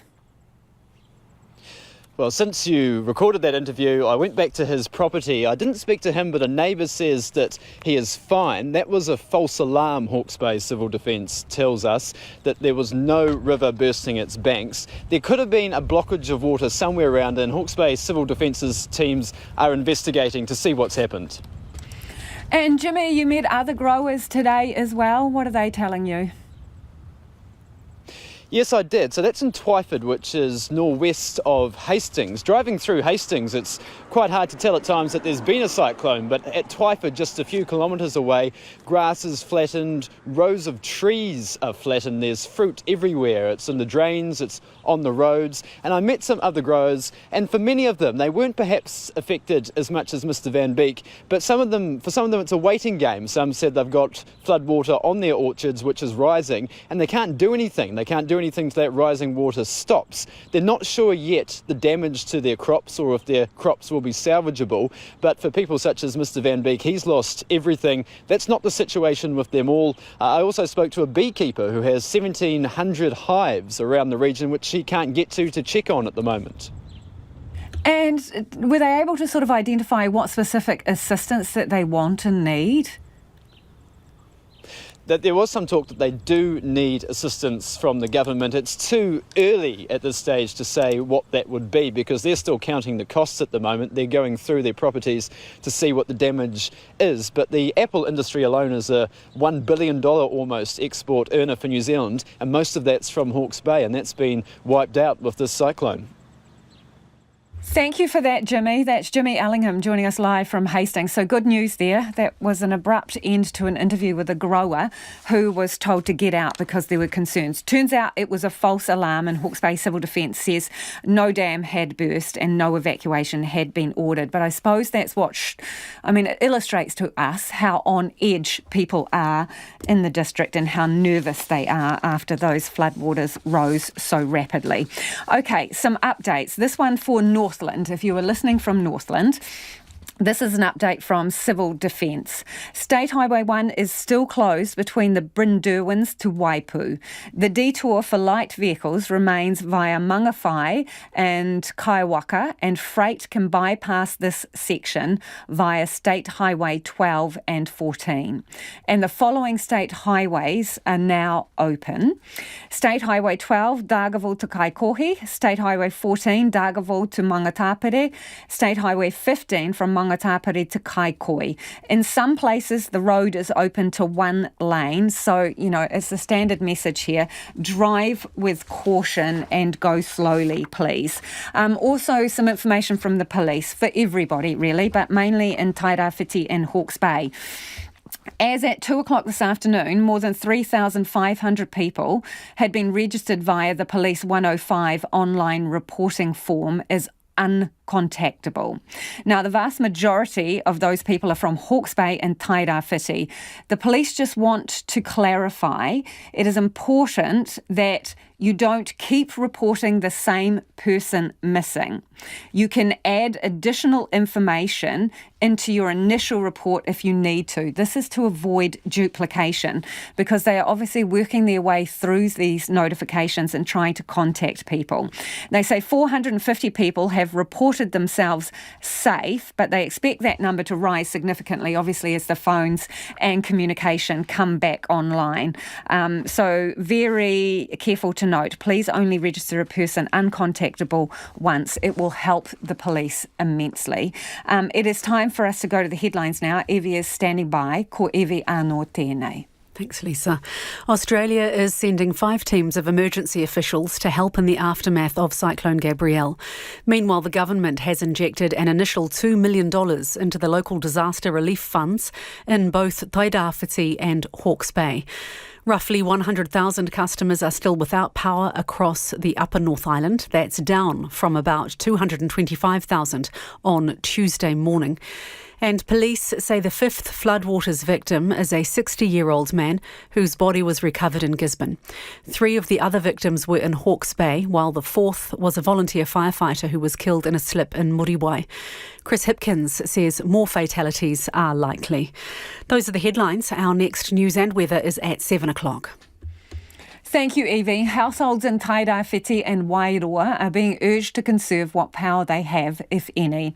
Lines company Eastland Network says multiple serious faults and major access issues exist in the region, and it means that 4,500 customers were left without electricity. General Manager Jared Moroney has been out assessing the damage today and joins us now. Kia ora, Jared. Can you bring us up to date, please? What did you see when you were out? Evening. Yeah, so the damage is quite significant across our network, particularly in the remote areas, Wairoa and Tairāwhiti. So, but we've had some successes today. So we started the day with 4,500 customers off. We're down to 2,200 customers off at 3 o'clock today. So the crews are making progress, just kind of pushing out wherever we can. Our key issue is, as you've already said, is roading access. So we're just working wherever we've got access at this stage. So can you be more specific? In the Tairāwhiti district, which communities are still without power? So predominantly in our western area, so that covers Tinaroto, Ngātapa, Wharekaupai, up towards Horticultural, so west of the city. As you go up the east coast, we've managed to keep most of the communities on with our diesel generators, although there's pockets up there that are outside of those areas that will still be off, that are more isolated than the communities.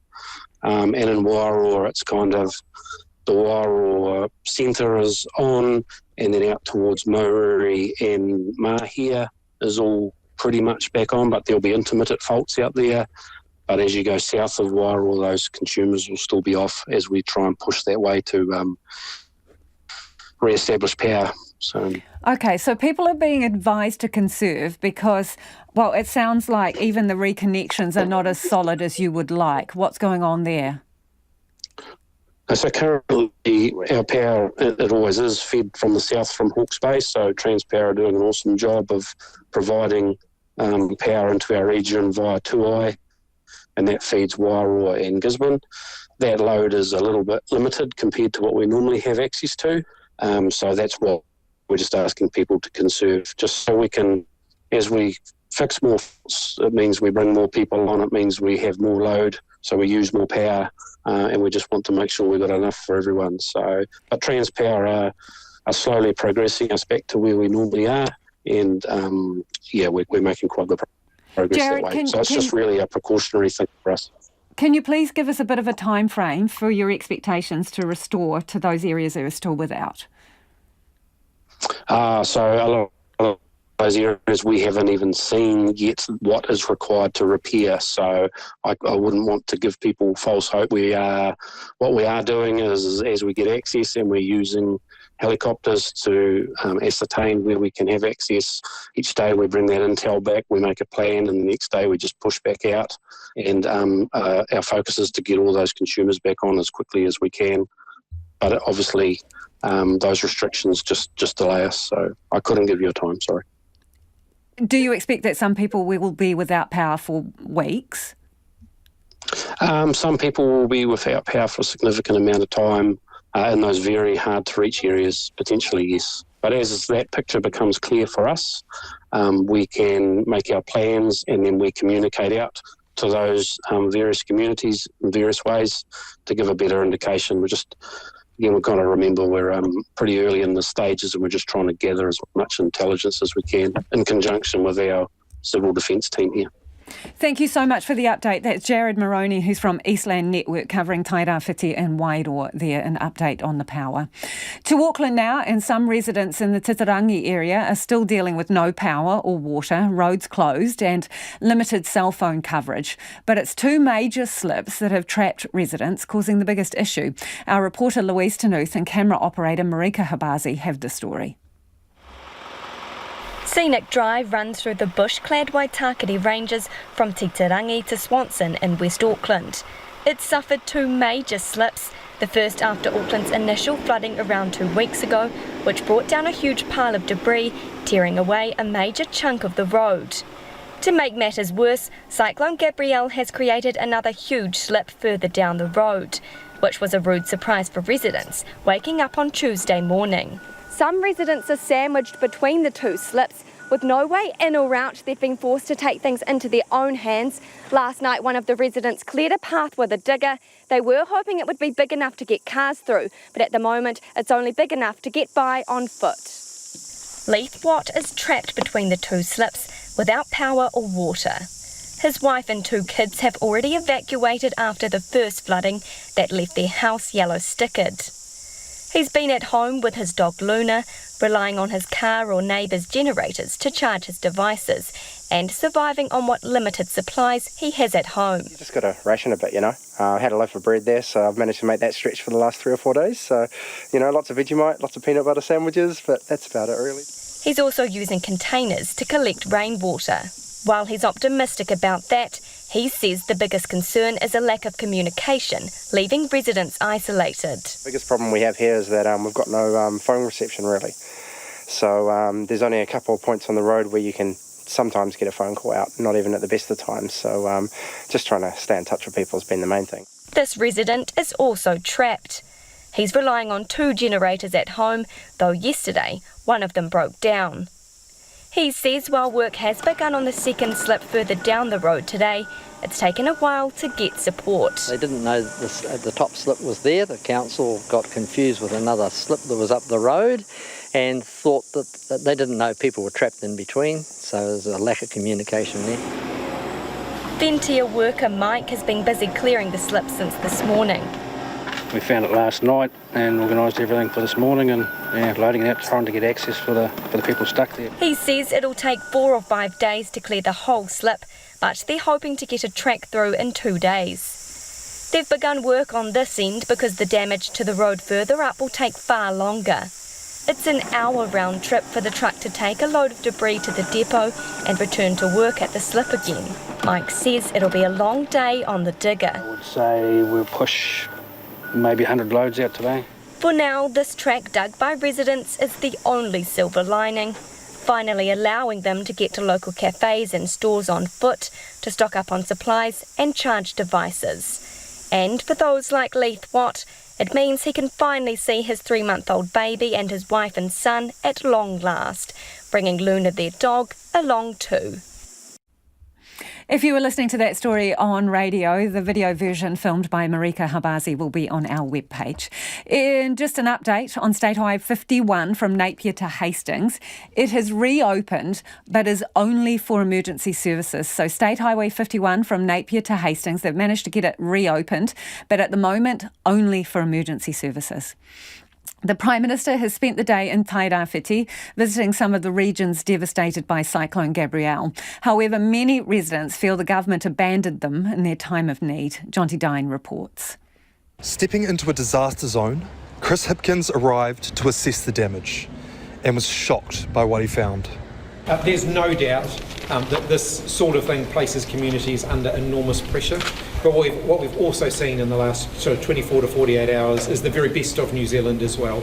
We've seen those communities coming together, wrapping support around each other. The Prime Minister says there is a lot of work ahead. We will do everything that we can to support the community through, but I do want to acknowledge, there's no instant overnight fix here. When you look at the pictures of some of the roads that have been washed out, for example, we could have the bulldozers working 24/7, and it's still going to take quite some time to get those road links re-established. However, some residents say the response was not fast enough. Holidaymakers Janine Pilmer and Lucas Craddockwill were stranded on a farm for 4 days until they were spotted by a helicopter on a reconnaissance mission from Taupo. Such a relief, and then we were able to call all our family and let them know we were okay. And for a few days they thought we were dead. They were calling the news, calling the embassy. Being in touch with the radio, the TV, everything. The Canadian couple say after a sleepless night, they awoke to a changed landscape. We wake up that next morning and we meet with the farmers and we go scout the farm, and it was heartbreaking because every road that in and out of the farm was collapsed, landslides everywhere. They say they felt completely alone. So finally, after a few days of waiting there and seeing what was going to happen, we started to meet with nearby farmers. But these are very big farms, so maybe there's one farmer there. Eventually, rescue came. We didn't know if we were going to make it through because there was a semi-collapsed bridge, so we didn't know how we were going to get through. And then all of a sudden we see a helicopter swirling in the air. They were scouting the area, and we all stopped them because we were a big convoy. I think they noticed that there were ATV, SUV, we were a group of 4 vehicles, so they saw us. Te Karaka resident Arthur Batty agrees the response has not been good enough. We had no communications. I mean, every time you pick the phone up and there and ring there, says Barclay, come on there and say we can't do anything. So there's been nothing got out from here. Pretty frustrating. Yeah, and it was pretty frustrating. Te Karaka Kaumatua Ron Hemi says while the community has felt the government forgot about them, they were grateful to see Mr Hipkins today. He's walking amongst the people. He's getting his shoes muddy. So, he understands. Chris Hipkins told locals in Tairawhiti that the country needs resilience in our infrastructure. And we need to do that with a much greater sense of urgency, I think, than we have ever seen before. This weather event has really highlighted that for me. It is going to be expensive. It's going to require some really big calls by government to actually get the things happening that need to happen. We're talking about roading, we're talking about telecommunications, we're talking about electricity and energy. There's no question. We've got some big challenges ahead. Mr Hipkins says the community recovery is the #1 current focus of the government. The reality is, the weather remains unpredictable. It's started to rain out there again now. We're continuing to do everything we can to reach those communities, to make sure that the supply chains and the communication channels are open. I can tell you that across central government and local governments too, this is the #1 focus at the moment. We've got to put everything that we can into getting people through this. Residents in Gisborne are still without an internet connection, while many are seeking shelter at schools and with whānau after floodwaters destroyed their homes. Jonty Dine reporting there. Send more Defence Force personnel now. That's the plea from Hawke's Bay fruit growers whose crops and livelihoods have been decimated by floodwaters. Some are trying to salvage fruit, still picking apples today, but roads are unreliable and cool stores need power for refrigeration. Some orchards are literally knee-deep in silt and they need heavy machinery to dig it out before it sets like concrete. Worst hit areas include the Esk and Dartmoor valleys and Fern Hill. President of the Hawke's Bay Fruit Growers Association, Bryden Nisbet, still can't get to his own apple orchard and says some farmers have lost their life's work. Some of the whole orchards have been covered in water. So right to the tops of the trees, 4 to 5 metre high trees have been filled with water, so those orchards are absolutely decimated. Just our heart goes out to those growers who've grown there for years and years and put their lives into their orchards. To have seen this is just absolutely devastating for them. People being safe, we know, is the most important thing. But as you say, these are people's, it's their life's work, it's their livelihoods, it's jobs, and it's the food that goes into our bellies. I mean, how are the growers? Yes. How are the growers doing? Yeah, that's the other thing. We're rallying up some growers tomorrow and just, we're going to meet them all there and as many growers that can come and just share stories and get the community back together. Growers are resilient. A lot of what we do is risk. We know that. We have hail events, frost events, storm events. We haven't quite seen something this bad before. But growers in general are resilient. They will bounce back. They'll come back. And there's a great community feel here. We feel the community of Hastings around the growers. A lot of the RSE workers that you would have heard of that were evacuated have filled the churches and emergency halls and are getting fed and looked after by the community. So these are, when you have disasters like this, it actually brings community together. In terms of the damage, as the water subsides, what are you able to tell us about what's left behind? Are these covered with silt and what problems does that pose? Yeah, so there will be lots of, at the moment there's not a lot that's receded, but there'll be different levels of silt. But obviously silt is a major because if you've got half a metre or a metre of silt, that's going to be just extremely hard to get rid of. I think that's what part of the issue is on the roads, where they're trying to clear the roads, where the water's gone across the roads.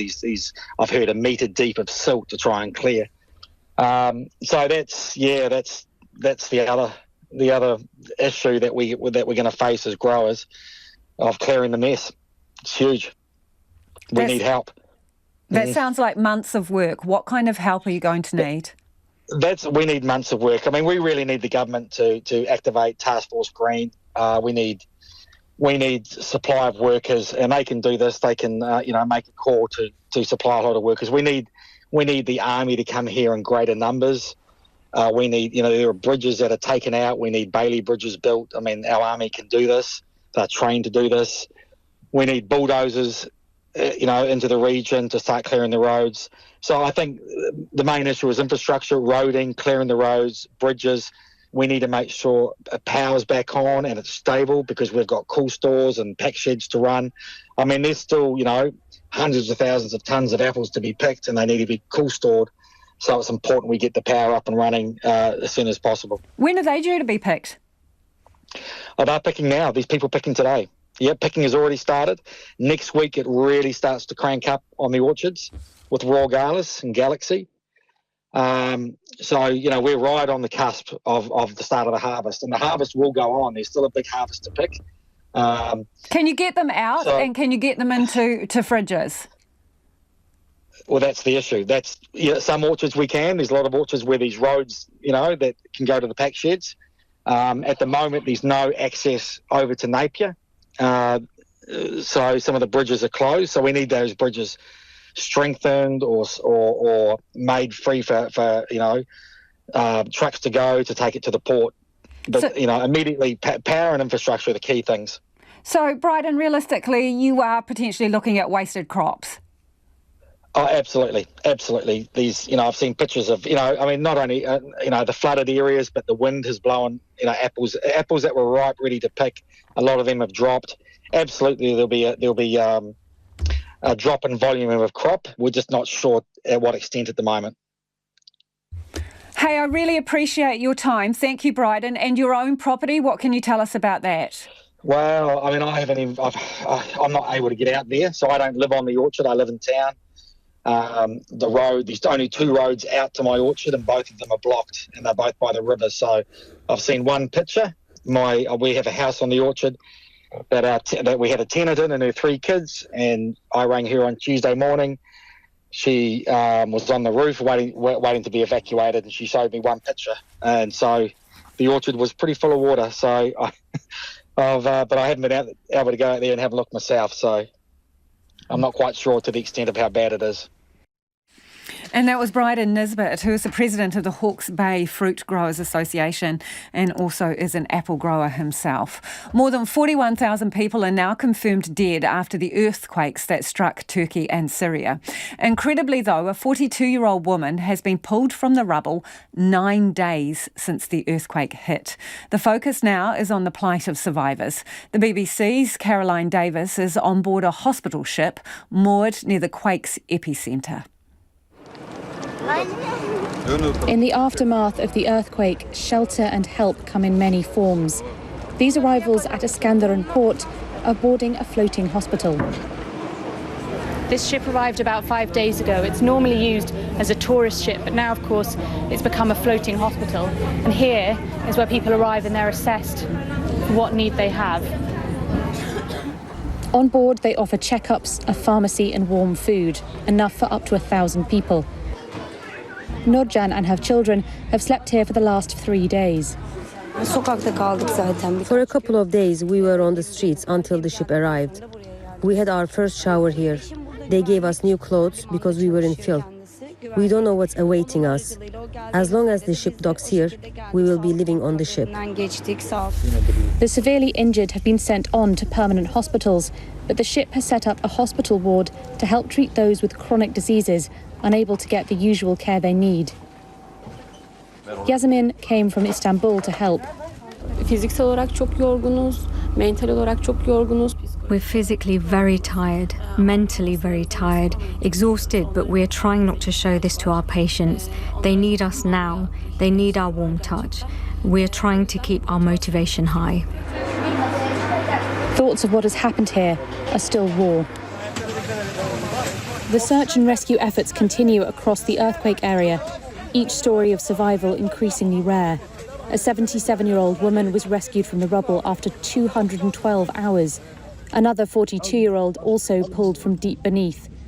Those found alive at this stage are even more likely to be in a critical condition. Here are the signs of hope.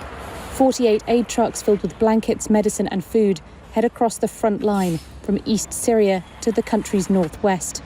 Some UN aid has also made it across some newly opened border crossings with Turkey, but nearly 10 days on, there is little time to lose. Residential streets are filled with heavy machinery. Buildings turned to grey piles of dust and rubble, now slowly being moved. The dead are still being counted, and the road ahead seems uncertain for many. Back home now, and trucks are getting food, water and fuel to cut off townships along State Highway 2 between Opotiki and Tikaraka. There are multiple hazards on the stretch of road which is still closed to the public. Steve Wetherell from Wetherell Transport offered up his trucks for the journey, and he joins us now. Steve, how are they doing? Yeah, good. We bought for 13 odd trucks and trailer units into town today, and then took another 15 odd out of town again late this afternoon. So we worked in a convoy from Wairoa into Gisborne, basically under Downer's supervision, and it all worked pretty well. And we're doing the same again tomorrow. Probably more units tomorrow coming in, and the same going back out again in the afternoon. So we're doing it 10 o'clock ex-Wairoa and 3 o'clock again going back out again. And what kind of goodies are you carrying? Essentials, basically, for the supermarkets, and a lot of water. We're bringing a lot of water in at the moment, truckloads of water, because water's going to become a very, very real problem around here shortly. The drivers, what are they telling you about the state of the road? It's passable on the dry. It's fairly sketchy in a couple of places, but safe enough at low speed. But you need all the road for them to be able to get through. They wouldn't be able to do it with opposing traffic coming towards them as well. Yeah, and Steve, in trucker terms, when you say it's a bit dicey in some places, what do you mean? Oh, it's just quite narrow. The road is, it's covered in silt and that sort of thing in a lot of places. So, yeah, a lot of clean up to do. And what's the journey time compared to what it might normally be? Probably from Matawa down into town, is probably taking us half an hour longer than normal to come down. We're under escort, basically.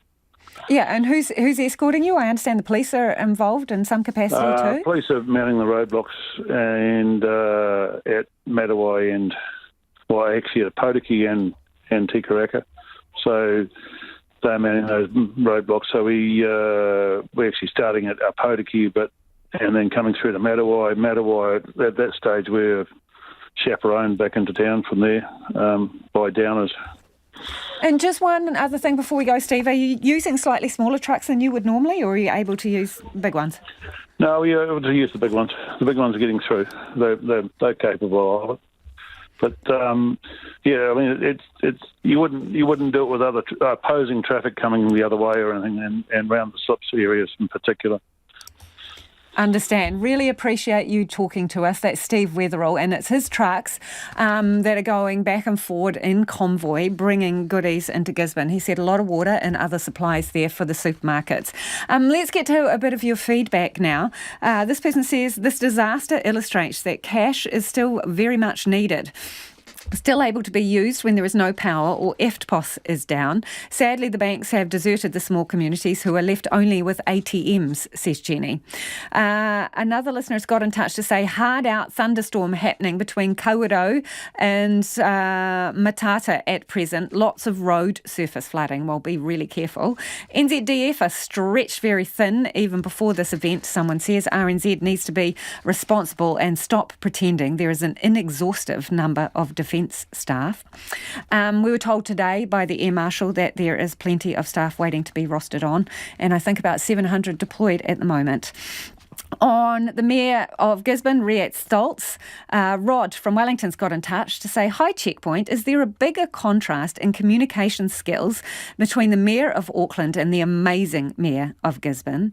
William says also, pity we don't have a mayor like the Gisborne Mayor in Auckland.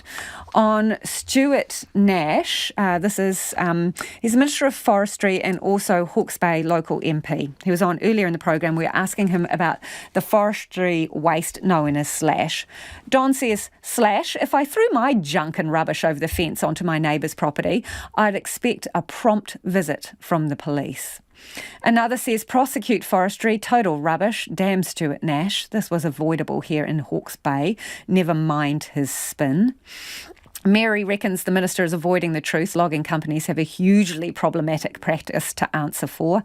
And another one says, has the minister considered what he could do for small businesses in his capacity as Minister for Small Businesses? Thank you so much for your feedback. Let's take a complete change of direction now. Hollywood star Raquel Welch, who became an international sex symbol in the 1960s, has died aged 82. Welch died after a brief illness, her manager said. She often was credited for paving the way for modern-day action heroines in action films. The BBC's David Silito reports. Raquel Welch did not expect anyone to remember what she thought was just a silly dinosaur movie. But 1 million years BC, with its giant malevolent turtles, poor grasp of evolution, and prehistoric bikinis, turned Raquel Welch into a star of teenage bedrooms across the world.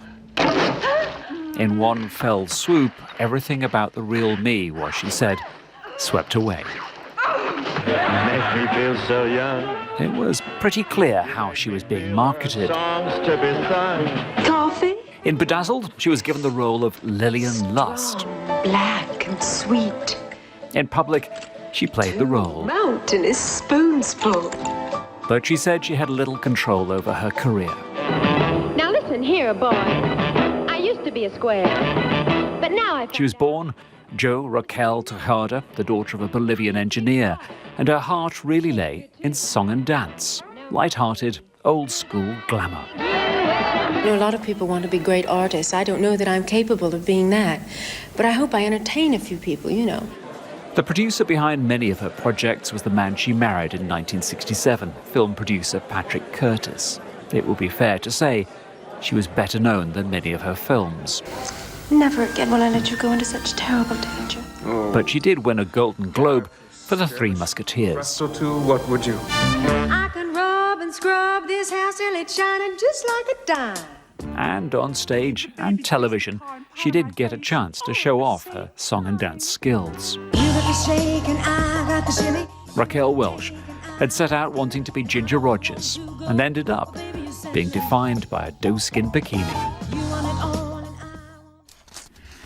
Before we head off, we'll just bring you up to date. The Prime Minister has put out information this afternoon in respect of Gisborne.